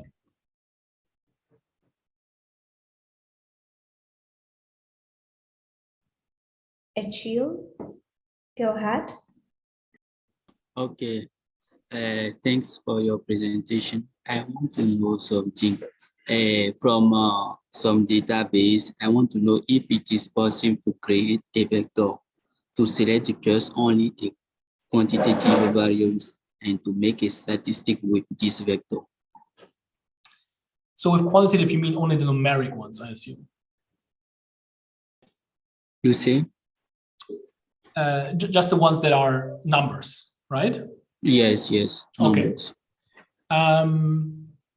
Yeah, that's certainly possible. So I think what would be the easiest way to do it? So I'm still sharing my screen, right? And I hope that's not too distracting, otherwise other people might mute me or something. So if you only want to keep numeric variables, let's use the Penguins data set. Let's actually use an R script, why not? So we're not gonna. So we have the Penguins clean data set. That's what it looks like. And we only want to keep variables that are numeric. So it's actually a sub function of select, which is called select if. And the way it works is you specify a logical test for the functions that you want to keep, the variables you want to keep.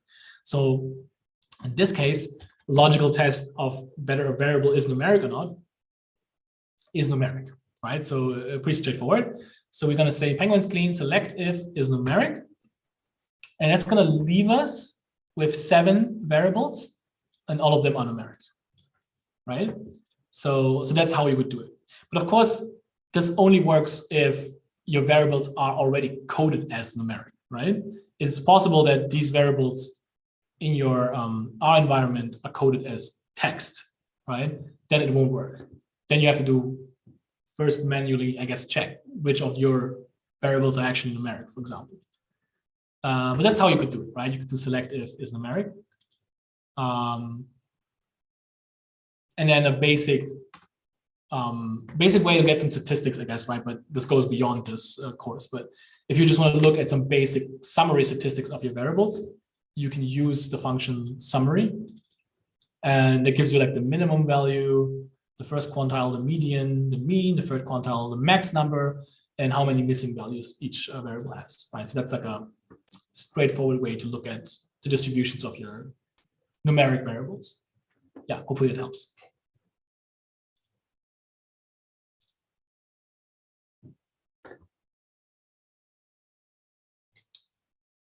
Okay.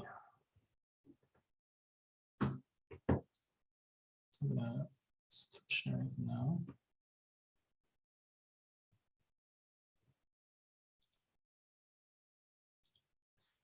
Yeah, and please just go ahead, go as far as you can with the tasks. But if there's anything, if you don't get to the end, really don't worry about it. Yeah.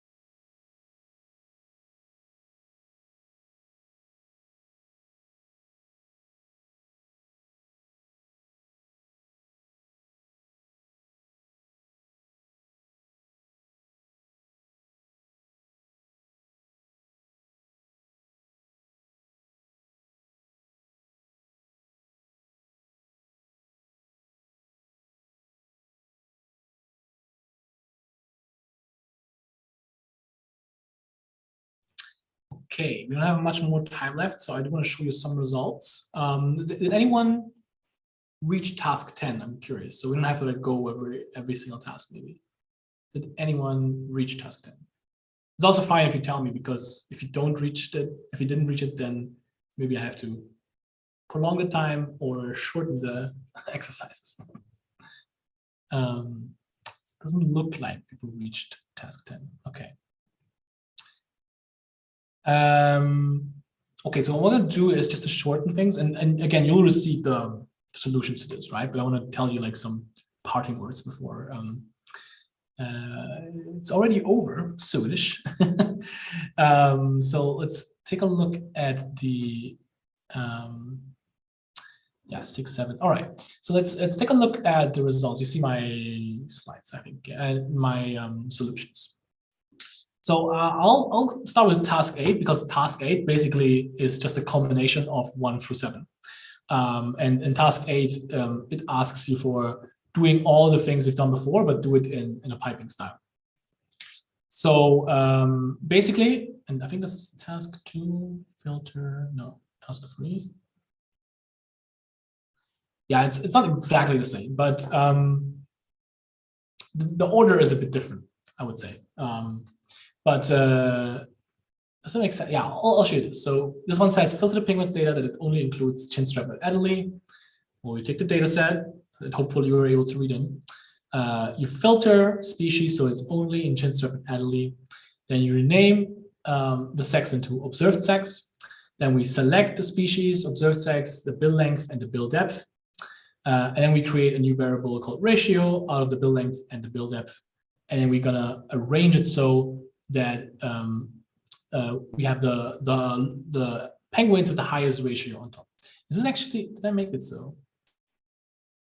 Oh, sorry, these are actually other, they're a bit different. Well, I'm gonna send you the result, the solution. So it's totally fine. But I hopefully you learned a little bit by trying it out yourself. But this is how you solve task 8. And yeah, none of you got so far. So let me just send to you these solutions in the end. And I'm going to be here a bit for a Q&A in case you actually have a question about where you got stuck or so. But that's not delve too much on me just explaining things right now, because I want to not send you off too late.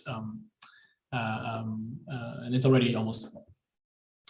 Okay, so some final things, if only we had more time. So one thing I think is really useful for doing data science projects in RStudio in particular is something called RStudio projects.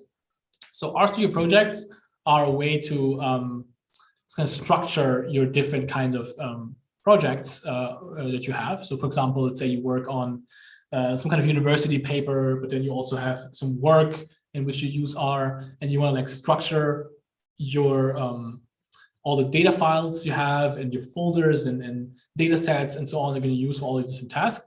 RStudio projects are going to be super convenient for you to keep these separate. So the way this works, and I'm going to show this to you real quick, is just if you are in RStudio, on the upper right, like for you, it should say right now, if you are if you open it up with RStudio project, it should say DS3 intro. And if you click on the upper right here, you can say new project, and that's typically how I would start my new data science project. I would say new project, and then there's a pop-up, and you can use you can add it to your new project to GitHub, for example, with this version control here. We're not going to talk about this today, but that's how you would connect your RStudio project to a GitHub repository. But we're going to typically pick new directory in which we're going to have all of our specific project related data sets and scripts and so on. We're going to call it a new project. We're going to give it a directory name. So that's typically how your project is called. Let's say fancy schmancy university project. We should normally not do it that long. But let's do it for the sake of it. And then you can browse where this new folder should be created. And typically you can just like leave it like this and say create project. And then it opens up a fresh RStudio session that is now just your project. It says Fancy Schmancy University. It has this R project file here, and And this is actually like, I can show you like the folder structure right now, but it created a folder called Fancy Schmancy University. And then within it, this R project. And here you can put in different folders. So one thing I like to do is create a data folder. All of the data comes in here. Create an image folder. All of the plots that you create come in here, right? And then that's where whatever your data set would be comes in, for example. So you can read it out directly from your project. And the cool thing is, yeah, so I'm now getting more details here, but typically if you want to read in a data set, you need to adjust your working directory. So there's a function called get bd, which is your working directory. And this is where currently are things you are. And if you want to read in the data set that is, for example, in data, let's imagine there is a data set here. You might do something like read CSV data, data slash my fancy data.csv, right? And notice I don't have to specify like this part before, right? I can just say data from the part of where we are right now. We are already in this folder, so we don't have to specify. We don't have to specify this initial part before, because it's already assumed that this is where my working directory is. So I could also do this, for example. That would also work, but this is much more. It's much smaller, and it allows other people that load in your project to load in the data in the exact same way, because they might not have this path on their computer. Okay, so that's a short upside about projects that we didn't get into today. And here are some further resources to learn R. These include free books. These include videos. Daniel Navarro is someone I can really, really recommend. Then there are some interactive R learning environments on RStudio Cloud. There's some PDF files that have some cheat sheets about functions and so on. More books. And what I can really recommend to you is Tidy Tuesday. So Tidy Tuesday is a community very active on Twitter too, but it has a Slack channel as well, in which every Tuesday they get a new data set, and then they the task is sort of to clean it and create data visualization with it. And it's a whole community of people that it's meant for you to learn R and learn how to visualize data in R. And it's really cool and fun to do it together. And every Tuesday, they sort of publish the stuff that they did. So I recommend to you, I did this for a while. It's really great to like learn new things. And you know, if you don't have like a data set to toy with, they will have something that that is interesting and fun to play around with. Okay. Oh, sorry. Okay, yeah. So that's so far how we've gotten. I'm gonna do a little bit of Q&A. We're already over time, I realize. So I'm actually also gonna say maybe goodbye to the people that are like, oh no, I had to like leave at 4, so I can't really stay anymore, which is totally fine. So I'm gonna say thank you very much for being here. It was very great. I had a lot of fun. I hope you had some fun as well. And yeah, I've said this before, but you know, don't worry about if you didn't understand everything, if things are still confusing to you. It's a very, very normal feelings to have. I've had this for the longest time, and I still have them even after some time. And you know, you will get better at things. I can promise you that. But there will still be always things that you don't know, right? And maybe that helps you keep grounded as well. And that helps me, I think, keep grounded to be, you know, I know a lot about this, but I also don't know for sure enough about this. And that's how everyone is. And I see a lot of thank yous. Thank you so much for being here. I really appreciate it. Yeah, so the official part is over, I think. And I'm just gonna open up a bit to some questions. Thank you for being here.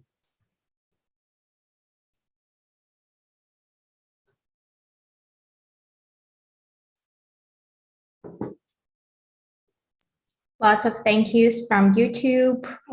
People are super grateful, amazing lecture, insightful, fun. So thanks so much, really, Fabio, for such a brilliant workshop. You're welcome.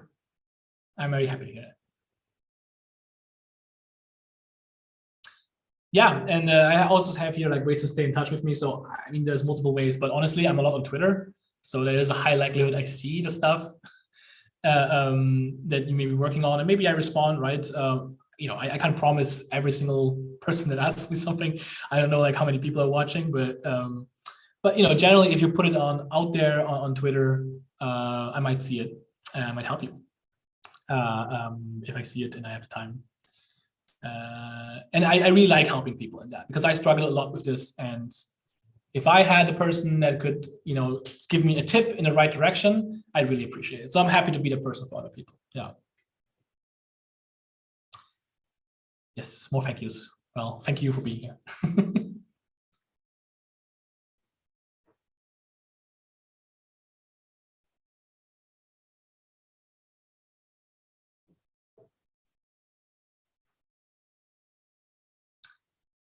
Okay.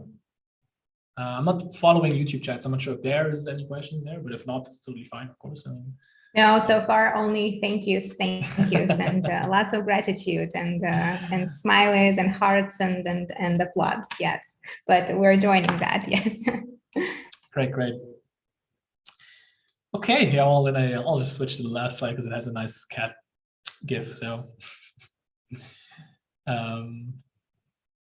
okay. Then I'd say, all right. Great. Then I would say stop sharing. And yes.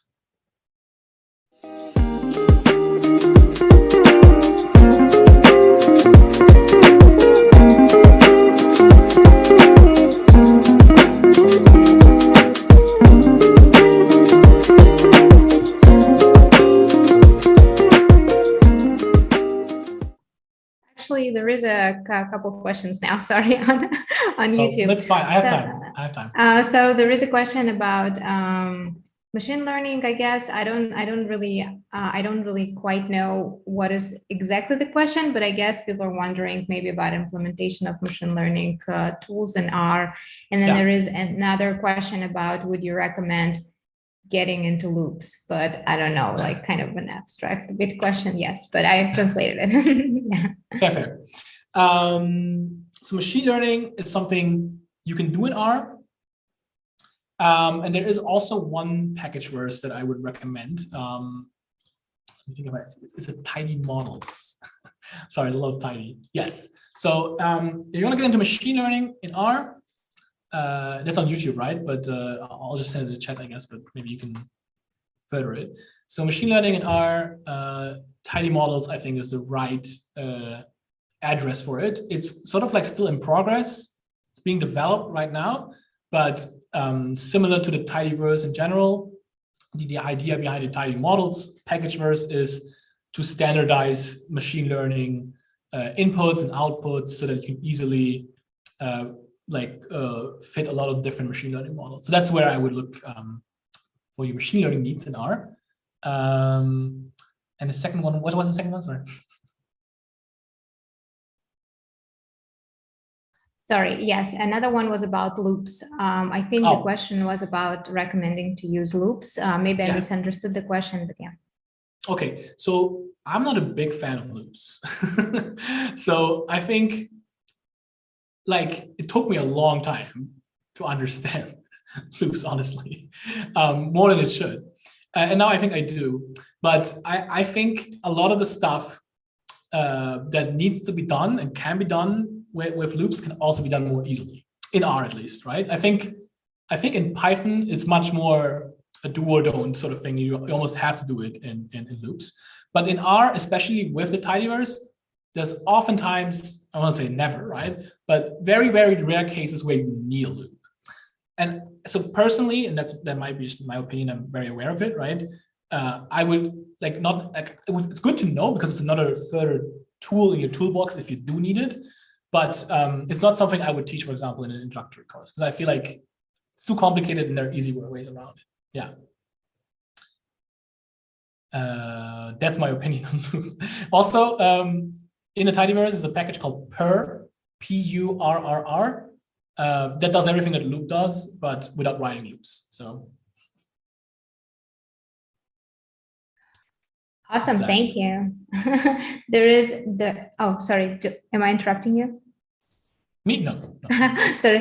Yes, so there is another question in the chat here on Zoom. Could you suggest some resources for R scripts for different types of time series models?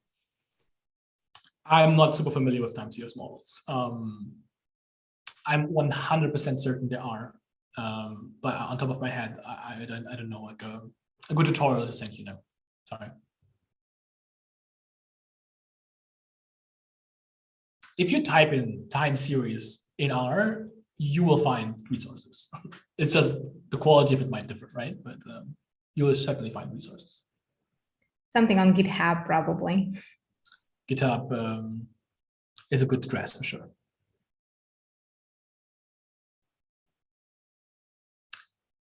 Okay. How many people still left? A couple.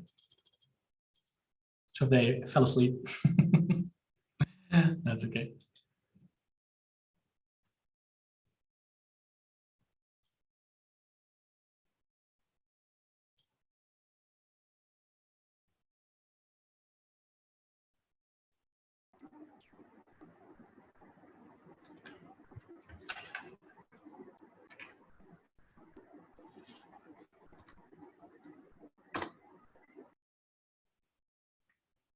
Yeah, no more questions on YouTube, only thanks. All right. Yeah, and I Okay. don't see anything on the Zoom chat as well. So Great. Then I'm happy to